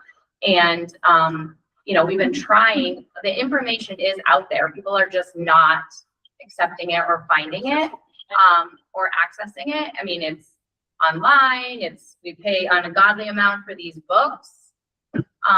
People are just not reading it and they're not understanding the process because we have put it out there. I mean, since that was like our main initiative, like my first year on the board was putting poor Larry to work with all that. So the information's out there. If everyone remembers, we were also dealt a blow with some crazy rhetoric, you know, right before the election, from the state all the way down through to our town, which also, you know, made things a lot more difficult in the last few days. We were also coupled with the town vote, which was a mess.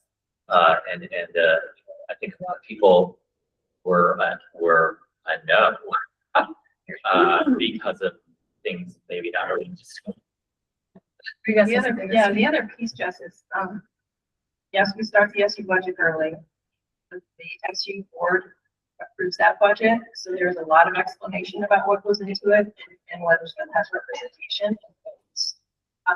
The biggest driver is special ed, you know that, and that can probably speak better to it than I can, but she has to complete a service plan, which is taking every student in our supervisory union and looking at their needs, what's required in their IEP, and making sure that we have the staff on hand to meet those requirements.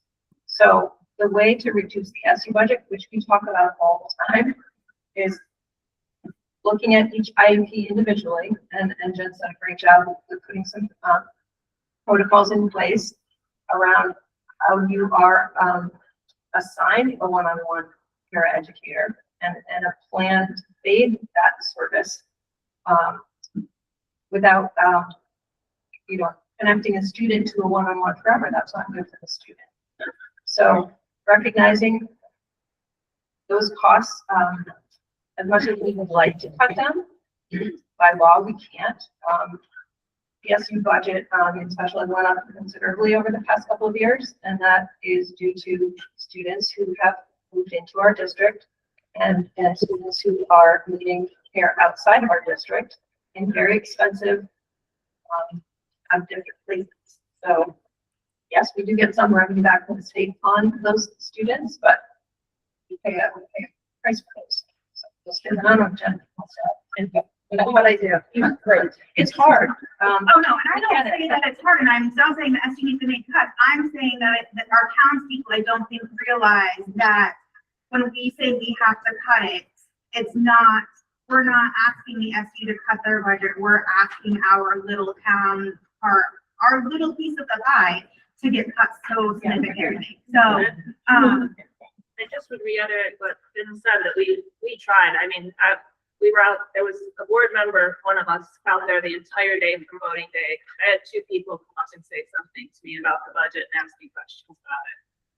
I was there for it's for just 6 that hours. they had their minds made up. Yeah. I mean, Yeah. they were going to vote, they had their minds made up. I'm just saying, like, To get involved in Facebook, arguing with people is also a slippery slope. So we tried, we put it out there. I mean, I know I posted several times about what we can and what we can't cut. And, you know, I don't know if we sent a mailer out. I really don't know what else we do. Is there a way, and I have no idea what the legality is, but before we put it, could we post to at least the school website listing what the actual cuts would be? That we will be losing a full-time staff, and we will, you know, when we're talking about 18 kids in kindergarten, but understand that's 18 kids in one classroom with no power. That is a very significant change to what your kids have been getting. And I'm a kindergarten teacher, there's no 2 ways about it, I know what it takes. And is there a way that we can list those things, at least on the school website, that we would be losing an SEI and not use the acronyms? You know, use plain language explaining, you know, what the impact is. Is that legal? Can we do that? I think you can, but, well, as far as the FCI goes, if you spell that out, I saw plenty of people post on Facebook that we shouldn't be funding that sort of thing. Yeah, and that's what we're dealing with, is people don't think that we should be funding these type of services, which half of them are state mandated or federally mandated, so we don't have a choice. So, I mean, that's what we're dealing with, is trying to convince those people that we have to do this, regardless of the cost of what it is. And that's what we're faced with. Yeah, so to answer Megan's question, on the ballot language, to get it at 9.99, it would be, instead of cutting 259,000 to get on the excess spending threshold, it'd be $146,500 in cuts, which would be a year-over-year budget increase of 10.3% instead of the 11.95, which is voted down. It would be a estimated tax rate increase of 7.5% for the homestead instead of the 10.8 that was voted down. And the per pupil spending would be in the ballot, $17,267.60 for a year-over-year increase of 9.99. As opposed to the 13.24 that was voted in. So what are we looking at timeline wise? Like, say we put this out, 9.99.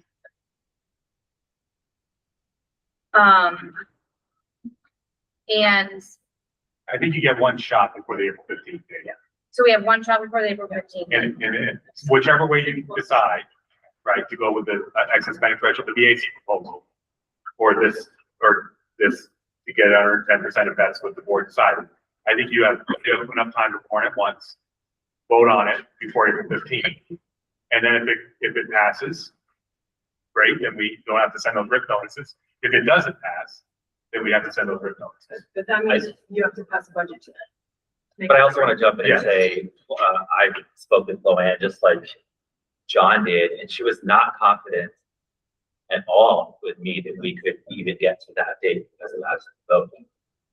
We would have to put this budget tonight. And you Right, but I'm saying even with that, she was not confident. We were talking about getting this done tonight. She was like, I don't think we can get the absentee ballots done, printed, mailed you know, and So we did check in with our printer. We can get them printed. They can do the turnaround in 1 day for us with the printing. And then we can get them mailed out. so it's our responsibility to do a ballot, not the town office. Our printer can do them for us, so we would get that printed up. The cost is about $85 roughly to get 1,000 ballots printed up. And then we can have those mailed out by Thursday. That would be tight.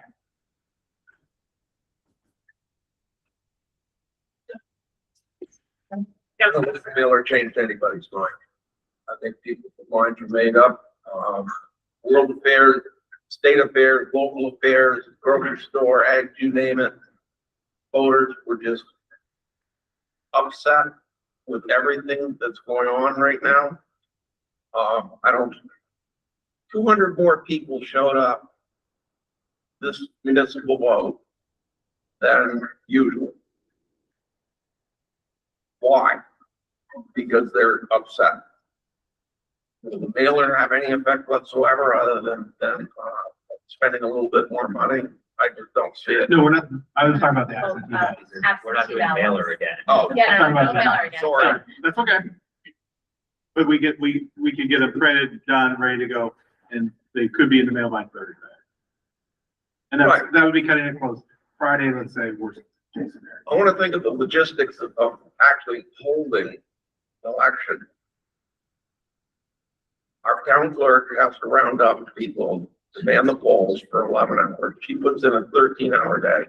I don't know what's going on down the Martin Hall tonight. My guess is they're still shooting for their 3rd and 5th of May vote. I think it would really be unfair to all the volunteers that work in the polls and our town clerk to try to round them up to have 2 different votes within a couple of weeks of each other. We need to know what they're doing down there. Really do.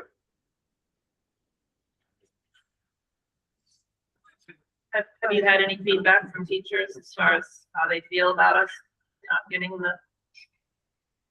attendance on? Well, obviously, nobody would be happy about it. I think the majority of our staff have enough faith in us that they would stick around, but I can't guarantee that. Because they have to be able to provide for their families, and nobody likes to be. It's not a good feeling, even if you think you're gonna have a job or you're, almost guaranteed a job. It's not a good feeling. Right, I think there are 2 questions. Oh, Maybe at the back. So, I think, sorry, I just think that, because of everything that happens in the town and things, I would caution doing both.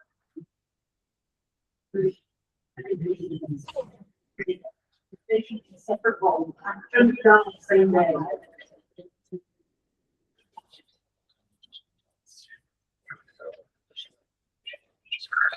It's not necessarily like a question. I think I just want to reframe. I don't think that people are voting no because they're upset. We are looking at increases to our school budget. We're looking at increases in the town. We're looking at a reassessment that is looming. And the majority of people are not making as much money that it's just not going as far.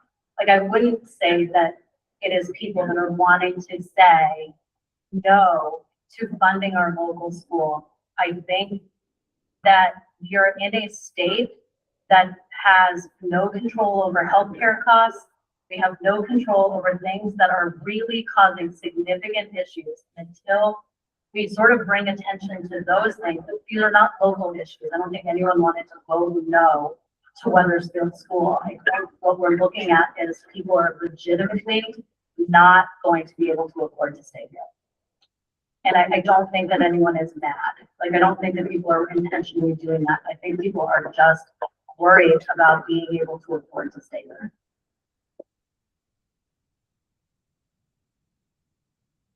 So Megan, your proposal was 10.3% at 146.5. That's the reduction that we take instead of the 2. Well, I guess it's the 146.5, that difference between the 263, 474. Does that cover the SEI, the custodial, like the things that we want back in there? Right, like we've got wiggle Gives room you with an that extra number. $120,000, so. You could have the teacher, or if you kept the teacher, you can't have much else. It's got about another 10,000. You keep the SEI, Chris, the teacher's position, then you do have a bit more to play with, and you probably wouldn't have to do maintenance.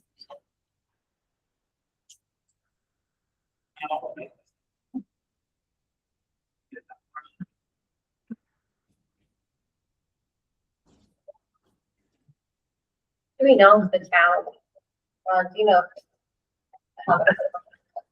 No idea. Budget committee is meeting tonight. The select board doesn't meet until Monday night. I think we should go first. I agree. I feel like, my personal opinion, I feel like we need a separate ballot and we need to do it soon. So we need a numbers thing. Is that, are we all in agreement? Yes. So if I'm gonna be moving things around, can you do a number not to exceed? Because I won't be able to get exactly 146,000, whatever. So basically what we're looking at, Larry, is if we, for our first and hopefully only shot, we're looking at staying with what Megan proposed at like the 9, well, you said it was 10 point. 9.99. Yeah, 9.99, right, the ballot. So the number. So the total budget number for that to happen would be $9,807,090. That would be $146,500 less than. Can you say that number? Was defeated. I'm sorry, $9,807,090. 9807090. That's $146,500 less than what was defeated. And my understanding is, if I understand the board, you would make a motion to approve that as a budget number. Brian would come up with that's to not exceed $9,807,090. And I would put that in the budget book, and I would email you when it's updated. Since we're not printing new budget books, it's all online now. So I could do it in short order. And my thoughts are that go with a larger proposal. So You can all do. there's Yeah. the opportunity to get two sheets out of it, which, Start with less Jackson. I mean, I, like for numbers sake, we looked at 259 and just, I am certain what that will do. That's good. And I mean, neither scenario is, I mean, any cuts are not the best scenario, so, I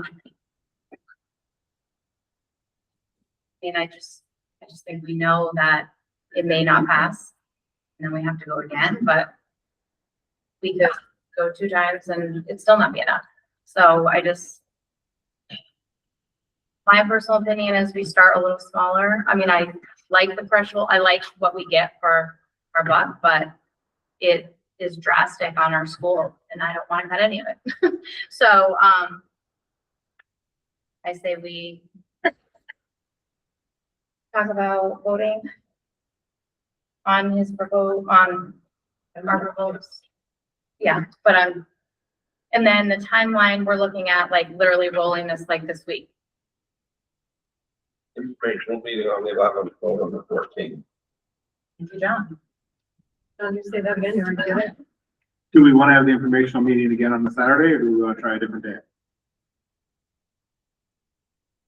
We have to have a formal, if we finish the numbers tonight, we have signed the warrant or the warning after the fact, or are we gonna meet again to sign the warning? I think You'll sign the warning. Yeah, but we can do it, Dr. Scott, yeah, we do. Can we do an informational meeting like a night like this, like a board night? Yeah, I Yeah. think to move it But it doesn't have to be as extensive as for Saturday, it can be much. Okay, so We'll get, I think it was the evening. evening, we'll Yeah. get more at a Saturday. I'll call a special meeting, you know, we gotta get 24 hours notice. Can we do that, or it has to be a formal It informational has to meeting? be an informational meeting. And it has to be warned. It has to be DJ? They 7 you days. have to check with Chloe before you agree on a date. Right. He's the voting official, and that, Vince brought that up, and she said that to us too. She's busy, we have to make sure that fits her schedule, and you can find that out too. Right. But I think it works. No, That'd be part of the water. So voting, so we have to ask Luann, but we're aiming for voting on April 14th. It's 5 days after the 11th.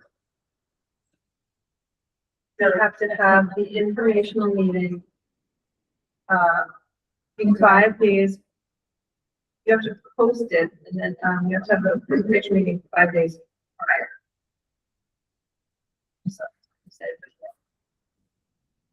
We can have an informational meeting within 7 days from Yeah. today. well, not if you're gonna send. Or is it, and we don't know, is this business days or not? I asked that. I looked it up. Okay. It says days, so calendar days it is. Okay. It doesn't specify it in the law, so. The warning has to be posted 5 days prior to the information meeting. And, the warning has to be posted 7 days prior to the vote, the election. So it has to be 3 days in between the two. Yeah, and you want, Or more. you Or want, What- for absentee ballots to go out, they need about 20 days.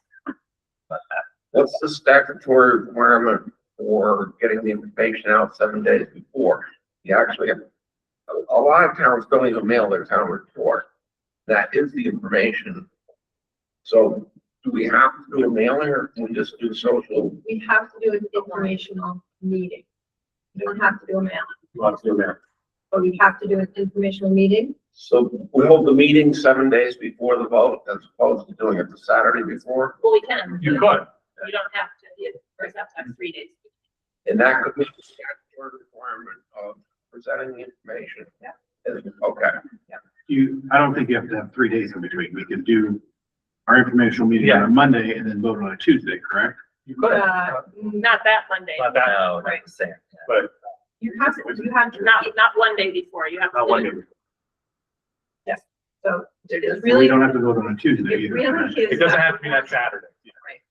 The warning has to be posted 5 days before the informational meeting, and 7 days before the vote. That's the requirement. The warning be posted Thursday. It could be posted on Friday, which you meet the Which you meet requirement. the requirement well in advance. Okay, so I think that BJ, Christine, whoever, check with Luann, right? That seems to be the first point, because she will determine when she can hold all of this official The election. election and the information. She has to be at the informational meeting, I'm assuming. Or not really. Should be there. I thought you had to check in registry. Yes. So date wise, we are holding, like we have to wait for Luann. And that'll be in the warning. Right. And the information meeting date will be, That's keep your email open. We feel like we may be ready to vote. Well, yes, but any more discussion, I should say. Hi, Done. sorry, this is Laura Skavinsky on the phone again. Could we clarify the amount? Could you clarify the specific amount that you were voting to reduce the budget by? Yes, Laura, it's $146,500. Okay, all right, I just wanted to confirm that, thank Bring you. the ballot language to 9.99% increase. Yeah, okay, thank you. I think maybe, okay, what I want to say, actually, that will bring it below the 10%. I am wondering if there's any value, and Larry, you can correct me if I'm wrong, if anything were to change, because I know that we do see the state does bring down differences that might affect this number. If our goal is to have the ballot language under 10%, if there are small changes that affect that number, I'm wondering if there's any value or if there's merit in voting. The board directed to bring our language down to a less than 10% decrease versus a specific dollar amount in case anything changes in the formula between now and finalizing the budget. I don't know if there's value in that. Yeah, there may be value in that, from a PR standpoint, but the only thing that would affect from the state would be the homestead tax rate year-over-year difference increase. The budget for 26 is 26. The year-over-year for 27 has nothing to do with the state, right? So it wouldn't, if the yield changed tomorrow, or the governor said, I found an extra 100 million, we're gonna throw it at the education fund, it would lower the homestead tax rate estimate, because the yield would change. But it would not affect the FY27 budget year-over-year percentage increase, and it would not affect necessarily the per pupil spending, because the yield comes after per pupil spending. On the budget book, if you look at the tax calculation worksheet, the yield comes after all the other stuff, the good stuff. Understood. I didn't know if there was any opportunity for the excess spending limit to change as well, but if there's not, then I'm in support of the 146. Yes. Theoretically, the legislature could decide to remove the excess spending threshold, but it looks like all the tea leaves say that they're actually going to pass a 3% cap for 27 and 28. That's kind of been set aside.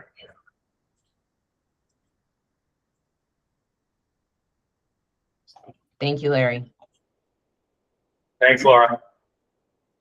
And a shout out to Laura, who joined the BAC a little late.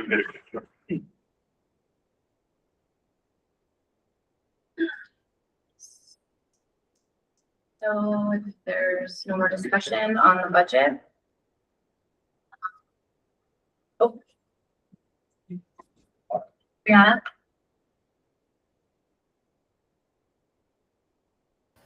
Hi, can you hear me? Yes, we can.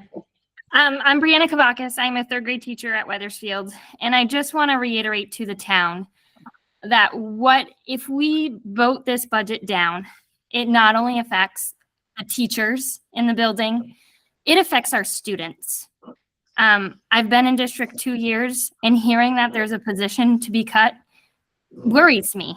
It worries me. It makes me think of my family. So I just want to reiterate to the town that, we really need to be thinking about our kids in this situation. And the staff at Weathersfield does a phenomenal job supporting these kids. And I just want to really think about how we support these kids and the way that we can support them. And voting yes and supporting our school and supporting our teachers is a way to support our kids and keep our kids growing and doing what they need to do to be successful in the future. That's all I just want to say. Thank you. Bob? Hello? Hey, Bob. Hey. Hello? Yes, we're here. Okay, great. Thank you. So, the phrase PR was mentioned, and I think that's big here. And I'm listening to this, and I'm not really hearing from the dissenting voices that were so prominent and came out so strongly to vote against this budget. And so I think it's important to, almost focus this in front of people that voted this down to see what their perspective is before it back out to a vote. I haven't heard one person talk about, this isn't enough or what they'd like to see cut. In fact, I think there was a fairly prominent member of the budget committee, Dr. Murray, that I'm not sure if he's in the room there or not. But he sat on the committee and then came out pretty strongly publicly against the budget. So again, I just hope that, optics is everything here. And I don't know if, I really think we'd first of all need to be under that 10% just because optically it looks better. But again, I just think it needs to be focused group in front of people that came out really strongly against it. And so I guess my question is, when this goes public again in that next meeting, is there an opportunity to amend the budget again, or does it then have to go to a vote? No, we will go to a vote Yeah. And then Bob, for clarification, Dr. Murray was on last year's BAC, not on the school's BAC this year, just for clarification. Great, thanks. Thank you. Do I have a motion to approve the budget, proposed budget, to go to the town for revoting at $9,807,090. Oh, I don't have the right number. What is it, Larry? Thank you. I was thinking 2 things ago. $9,807,090. $807,090. $9,807,090. I'll make a motion. We have one motion. Do I have a second? I don't have to, but should we? No? Okay. All in favor, say aye. Aye. It's Vincent. Any Abstain, abstentions? sorry. Probably the should reflect, so. Yes. We'll abstain. Okay. So Vincent abstains. And the rest for yes. All right, thank you. Thank you. Still have to have a special meeting once we start the day. Information. Right. That'll be in the morning. Yeah. In the morning. This week. We're gonna do that this week. Yeah. Or he's gonna work on the morning tomorrow. Yeah. Right. We don't have to meet. Okay. And that'll be before, right? That's the regular scheduled meeting. All of this. Yeah. Well, actually, that is.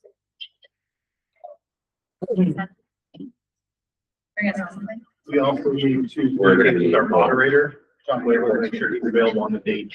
Yes. Yeah. Yes. We'll make sure. We need to coordinate with you, Sean, as far as your availability and Floyd's availability. Okay, thank you.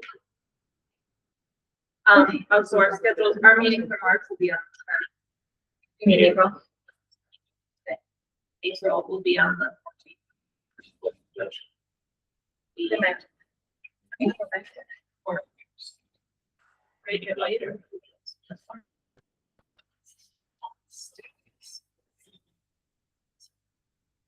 I'll email them. We can, yeah, we'll figure that out. Okay, moving on, to the agenda, the update on redistricting. My brain's right after that, and discussions. I can give you a little update. Vincent, I did not hear anything further. Right. And I keep my phone back. But some of the most recently proposed maps show Woodstock joining the rest of it instead of being their own thing. That may be why it's just not. Are we gonna end the pursuit then? As in Brian, I know you're playing phone tag, does that mean we're no longer need to meet with them on their side? I mean, I would say if they reach out, then yes, but I would pursue it. Okay. Thank you. I got that. Okay, Christine, tell us. Just a little bit, so crossover is, happening, those go to the other house. X73 is, does not have to cross over, there's an extended timeline on it.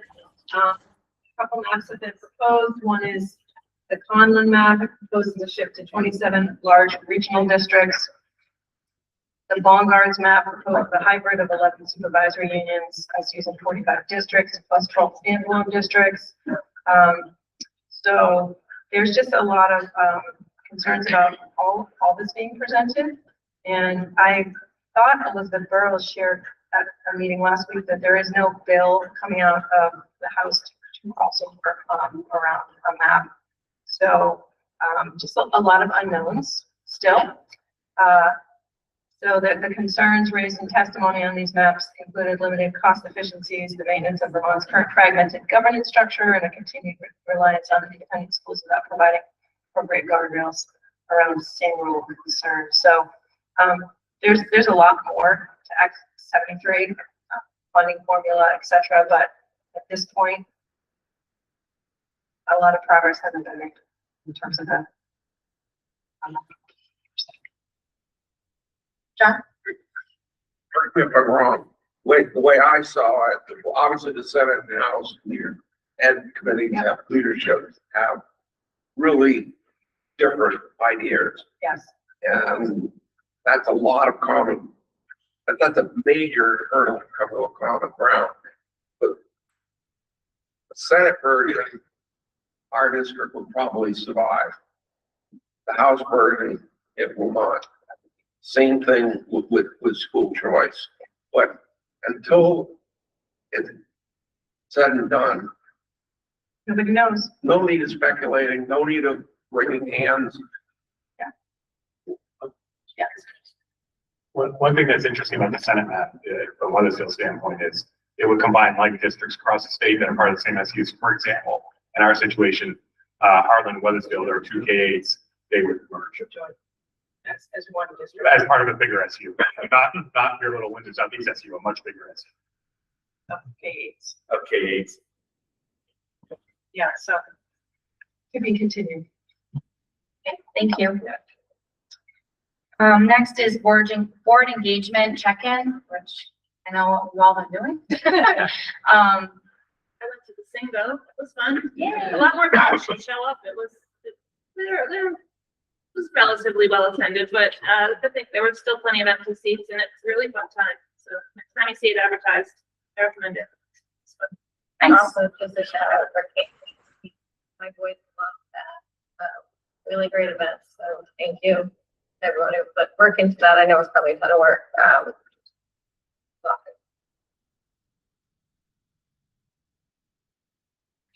The crosswalk update.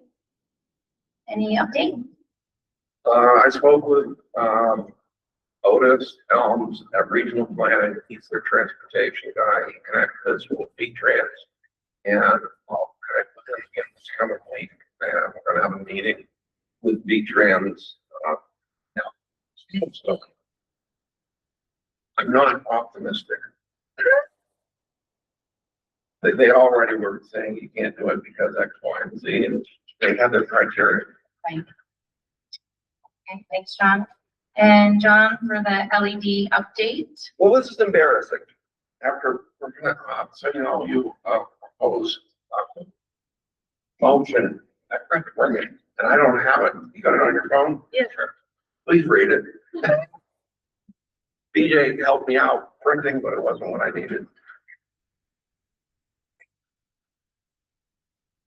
I'm gonna have to keep my phone. No.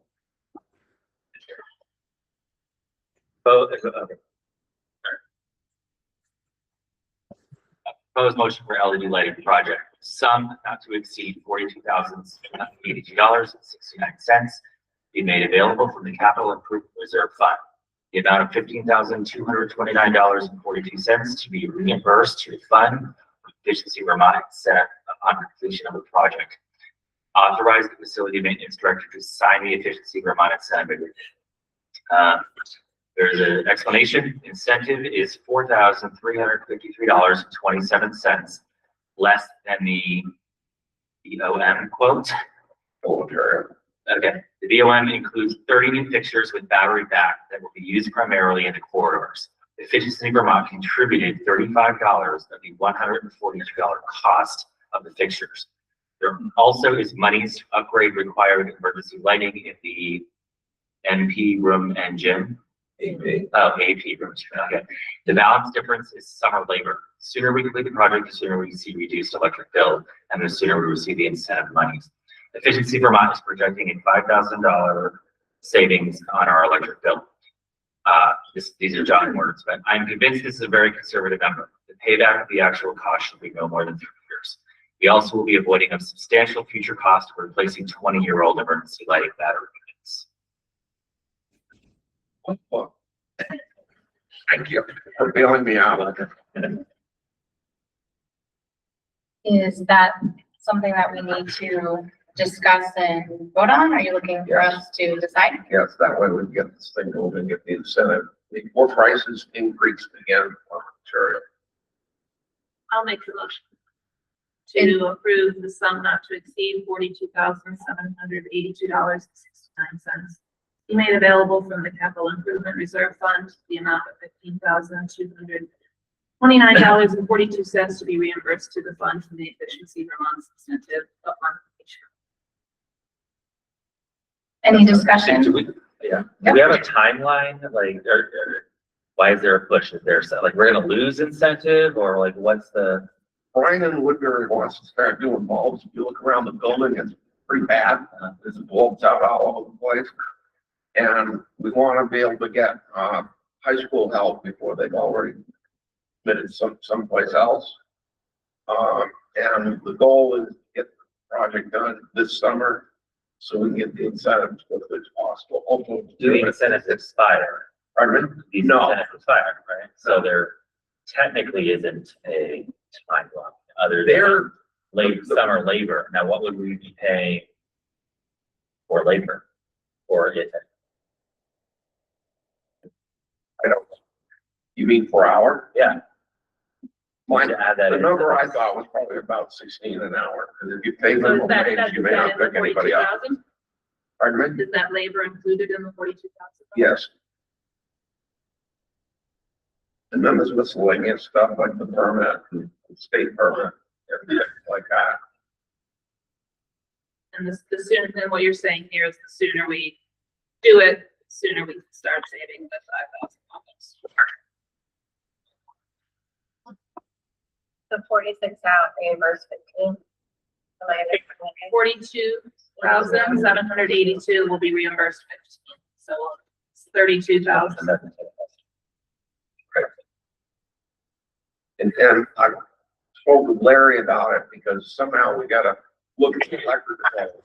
And this hasn't really been, the discussion has been completed, but as the electricity bill goes down, there may be a mechanism we can use to reimburse the capital fund. So we don't, that's a nice next thing to have, because you never know when there's gonna be a major event. And I think we should make every attempt to keep that fully funded. Now, the savings of $5,000, is that for one That's one year or Yeah, unless, but that's low. That's per Gotta year. be. per year?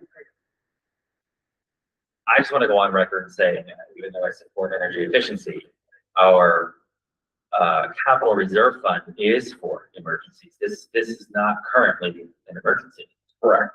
So optic wise, we're gonna pull out, it's gonna cost us $28,000 out of this fund that we didn't want to touch an hour ago. To put lights in that we don't need currently today. To save $5,000, it's gonna take us 5 years to do that. That's, I think. You guys.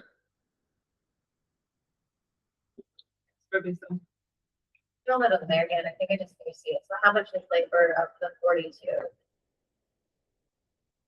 Of 22. 22,000 Yeah. of the 42. Yeah. So like, can we rethink that piece of it? So I do think you're gonna have to replace it. So I like the idea of what you're saying. It's that 22 number is steep of that. And keep in mind, I brought this up before, that we did check all the emergency lights, and I was astounded they all worked. But they're all 18 to 20 years old, and they're gonna have to be taken out soon anyway. That would turn into an emergency. And it's gonna cost more than what this total amount is. Can we get some kind of, so you said you'd look into some mechanism to put the savings back into the capital reserve fund? How soon would you be able to let us know if you find a mechanism like that? Well, it'd be less money than you're spending on electricity.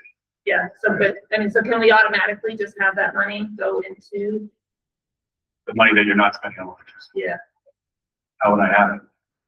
You're not spending it. Are you saving money? Basically, what you're doing is saving money. It's more efficient. I will just say, you know, the capital reserve fund is not just for emergencies. It's also for, Yeah, we used it for the gym yeah, floor. it's not emergency, it's not always, yeah, gym floor, capital improvements, capital reserve, stuff that's on the general fund. It needs to be used for capital purposes. That's what the voters set it up. And also, what happens to the capital reserve fund if one of these mergers goes through? So, when Mount Windsor and West Windsor merged, and Windsor had a much larger capital reserve fund than West Windsor, it's the amount of spending capital reserve fund balance. So, for example, if the only mergers that happen, districts, for Heartlands and Weathersfield, then you would have a merged capital reserve fund. All the money would be commingled. That's how it worked under Act 46.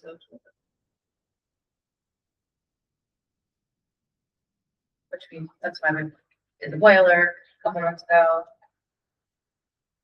Yeah, I like the thing, and just is there any, how long would it take, I guess, that's the question, just was not part of like regular maintenance. Brian put them working on it. I volunteered to work the summer on it at no cost. The only labor, outside labor.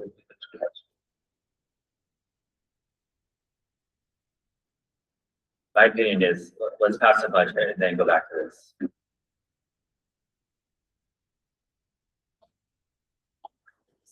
Budget, do we wait? The voters don't vote on it. If we waited until next month, if we waited until next month, once we get through this, is that a? I can't guarantee that the voting prices will be held, and we also, by that time, the meetings should be a bit higher. And I know that Brian wants to start working on it. Mainly because so many lamps are. The lamps that are out. So we just For the rebate, right? I'm not gonna speculate on the fact that. For the rebate, yeah. Right. That's fair. I mean, it represents the cost savings for looking at costs, had that in the budget. But capital accounts at 295 and change, right? And That's there correct. sounds like there's probably not a way to put money back into it from the savings. Unless we said, look, we're gonna spend $5,000. Oh, there's rebates. We can have rebates back in. Right. There's, So that 15,000. be good, sure. It's rebate, is it just be a revenue source with the capital reserve? Just like when you put money in every year, if you didn't think about it. We'll have to like vote to put it back in. Yeah. And then the 5,000 or more a month would obviously come off of our line. Our It would lower, electricity line. yes, it would lower your education, it would lower your electrical costs, not education, which lowers your education costs.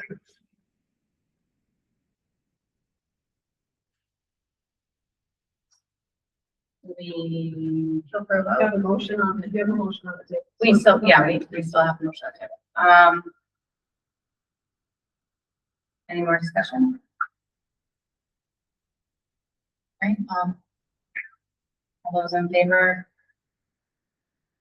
Say aye. Aye. Aye. All those opposed? Okay.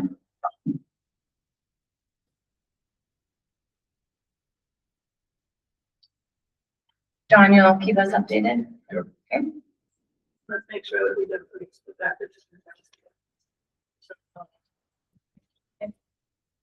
And obviously you're at the mercy of the state for how long that takes. By the way, another benefit of using the capital reserve fund is, unlike the general fund, it can cross fiscal year, so if the state is late and they don't get anything back until October, that means nothing to the capital reserve fund, it's just fun. The general fund has to be closed out every June 30th. Right. Okay, next is the audit from Larry, or the audit process that we, asked about. Yeah, so, we have contracted with RHR Smith, which many schools use for the last so many years. I want to say at least 10 years. They do good work. There's very few audit firms, in Vermont, such a small state, that, I don't want to say they cornered the market. There are others, but they're the ones that we've been using. We go through a very rigorous process. I got a lot of phone calls and emails when the issue across the river happened, and it was all over the newspaper. I was able to say, yeah, just go on the website, and all of our audits are there, going back, I think, to fiscal year 23, I think. Everything else is in my office. And at the SU, if you want to see an audit from fiscal year 19 or 16 or fiscal year 10, it's all there. And it's a very rigorous process. We upload all our invoices and scan all our invoices. They look through everything. And remember, one of the craziness of the Byzantine Vermont governance structure is that I do 4 audits a year. So what was happening across the river was 1. And we have 4 audits. We have Heartland, Madawaska, Weathersfield, and the SU. The SU is even more involved because we've taken over $750,000 in federal money with title and food services. So they really go through fine tooth comb. They're required to do that, and they're authorized to do that on behalf of the federal government. So it's a very rigorous process. Everything is there online. We have had no findings in any of our audits. I think going back to fiscal year 20, and I started in this role in fiscal year 22, we've had comments. So comments, if they become multiple times, they become a finding. Most of the comments have been around the student activities fund at multiple schools, not just Weathersfield School. Multiple schools, they don't, as you can tell, as you can imagine from an audit process, when there's a lot of money changing hands, they don't have a normal PO process. Like everything we do at the SU has to go through a PO process. The audits are pretty clean, and at the student activities fund, while they do good work and it's necessary, that's where the auditors look. That and food services, less so lately because in Vermont, we don't charge kids anymore, so there's less cash floating around, which is obviously a red flag for auditors. So we've had no findings. Our comments have been very minor. As we get things, we report them back up to the board. If you remember a year ago about the student activities fund at Weathersfield, and we made some minor changes there. The only other finding that was not student activities, comment, that was not student activities was journal entry. So every time we have to fix something in the software, our controller goes in and does that. And now they require, the auditors have asked me, which I've done, to sign off physically, just like John signs all the warrants. I sign off on all her journal entries. We also have really strict controls in place, so our audits are pretty easy on the auditors. So for example, I sign, all the paychecks, but the principals do the hiring, right? I approve all the POs, but I don't create POs. I approve the POs, but I don't cut checks for the vendors. I can't create a vendor in the system. So I can't create a vendor called Larry's Painting Business and then have Gail cut me a check. So there's controls in place, and our auditors really like that. It means, it's, it may be more hard on the married to a kindergarten teacher. When they want to order something, they want to order it right then, and I get that. But we have a process that we go through, and it takes a little longer, but it's because of those controls.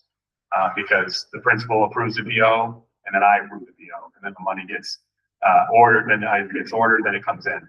So we have a great business office staff, and I really want to point out that a lot of the work for the auditing process, which is very intense, they come down and they set up shop in the SU conference room for 4 days straight, and they have cleans of bankers boxes, and they go through everything, and they're constantly, and by the way, in the Windsor house, it's convenient because they're in the office right next door to mine. So they're constantly coming to my office, asking for receipts, asking for invoices, asking for who approved this, where's this, and the minutes for the board meeting where they approved to take money out of the capital reserve fund. We have to provide that to the auditors.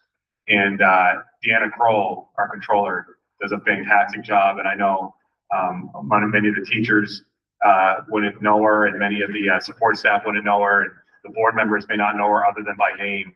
but she does a great job. She's an excellent accountant and make sure that our audits are really clean and everything gets expended the right way. We are dealing with taxpayer dollars, and especially as I started with what happened across the river and all the concerns at local school districts and how the money was being spent. I think it's really important that when we account, and that's really what accounting is, it's accounting for all the money that is being spent. And Deanna can tell you right down to the penny at any given day where we are. And she handles our cash flow. So I really want to make sure we give her a shout out because I think a good portion of the audit, and every time the auditors leave our office and they pack up and they come and shake my hand, they tell me what the findings were. They're just so happy to work with Deanna. She gives them everything they need and it makes their life a lot easier, which helps us in the report, which helps the taxpayers. Great. Thank you, Larry. Do you have any questions? Yeah. How many years have we used the auditor? And I could look back, but I think at least 10, we used Angelino when Ed first started for about 5 or 7 years, and we switched to RHR.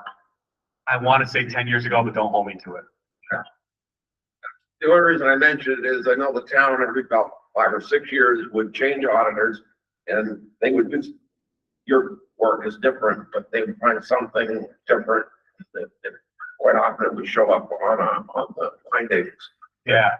But it's will not encourage you to change. Yeah, no, one good thing about using a consistent auditor is that not only do they get to know our processes and our people, and that saves a lot of time, then also I can use them as a resource, which I do throughout the year. If we get a question about something that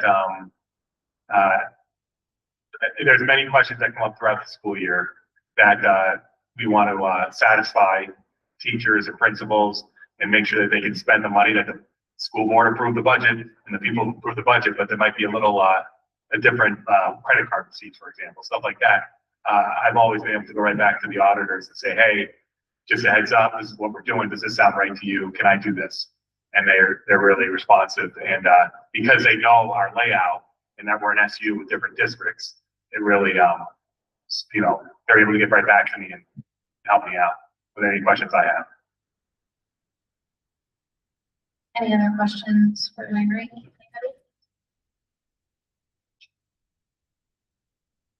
Thank you, Larry. Thank you. Let's see. I guess we're at setting the next agenda. Before we do that, I think we should also discuss how we're going to sell our new budget and an engagement process moving forward the next couple of weeks. I mean, I know we don't have specific dates yet until the next couple of days, but we should probably discuss that as a board about work we have to do.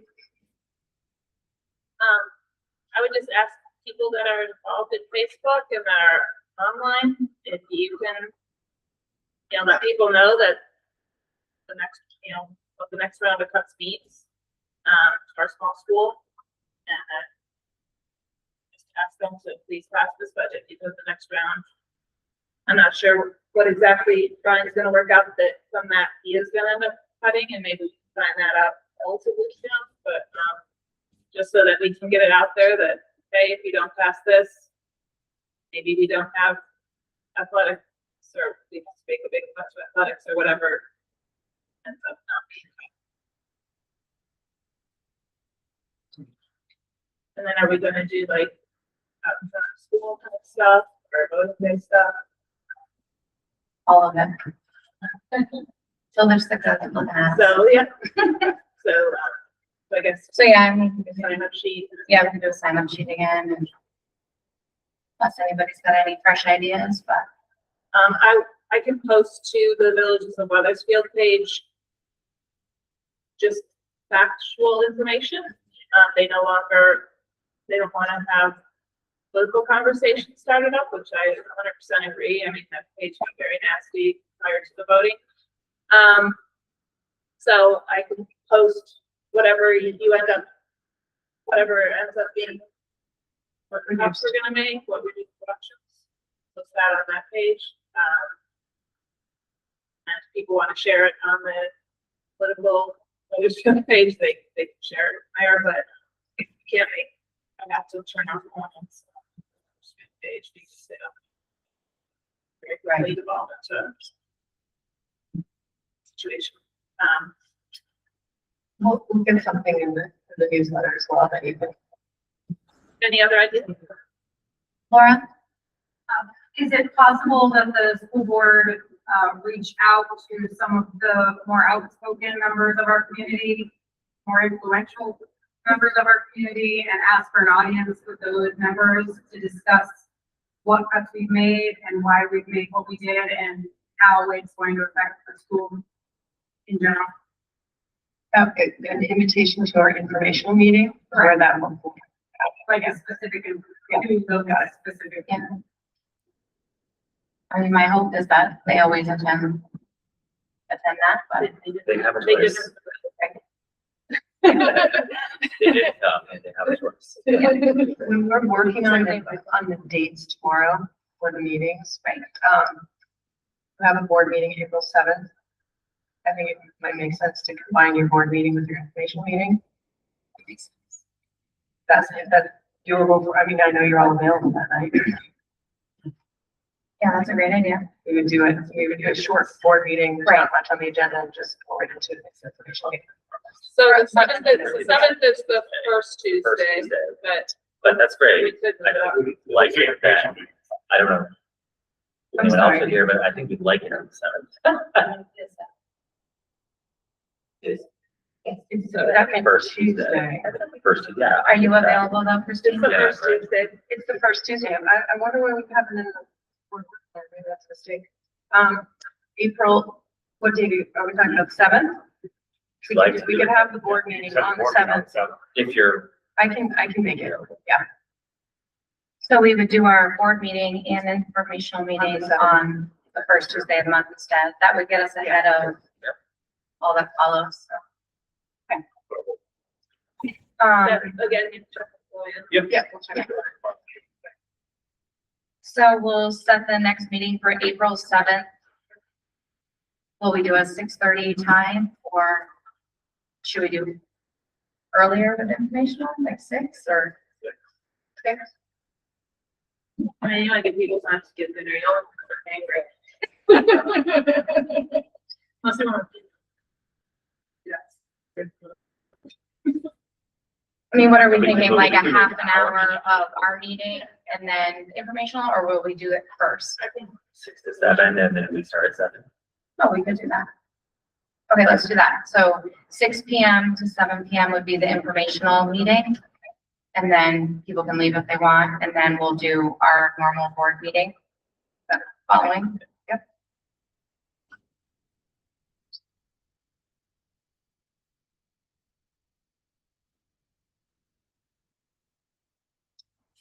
Anything else to put on the agenda? Obviously, this, kind of the update with where we're at, right?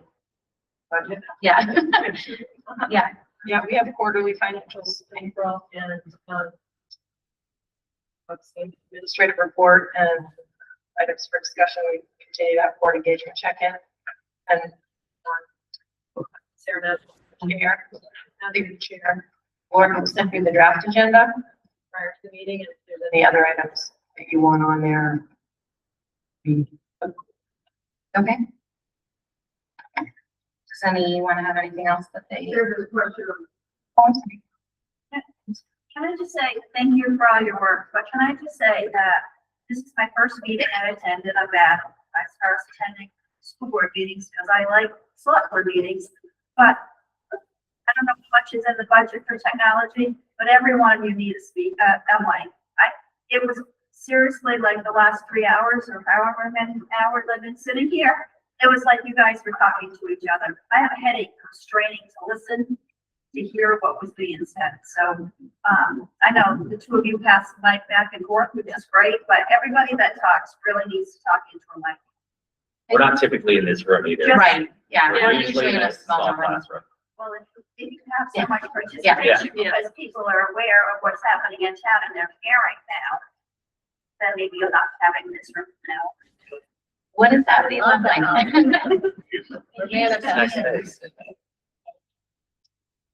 Yeah, we will definitely, make sure that people can hear us. Maybe the first thing to say is, can everybody hear us? Right. Well, then you kind of drown out talking to me, or you, I mean, I don't want to be critical, I'm sorry, but I could hear like every other word. I don't know how the people online could hear, but that's just my own. Christian? Totally agree, but usually school boards aren't this well attended. Correct. So I think This this is, isn't new us. right, so, if we're in the other room, it's a little easier, but I agree, it was hard to hear, around, but I think for this space, it's. Yeah. Noted. We will make sure. Anything else? All right, I'll take a motion to adjourn the meeting. All in favor? Aye. Thank you.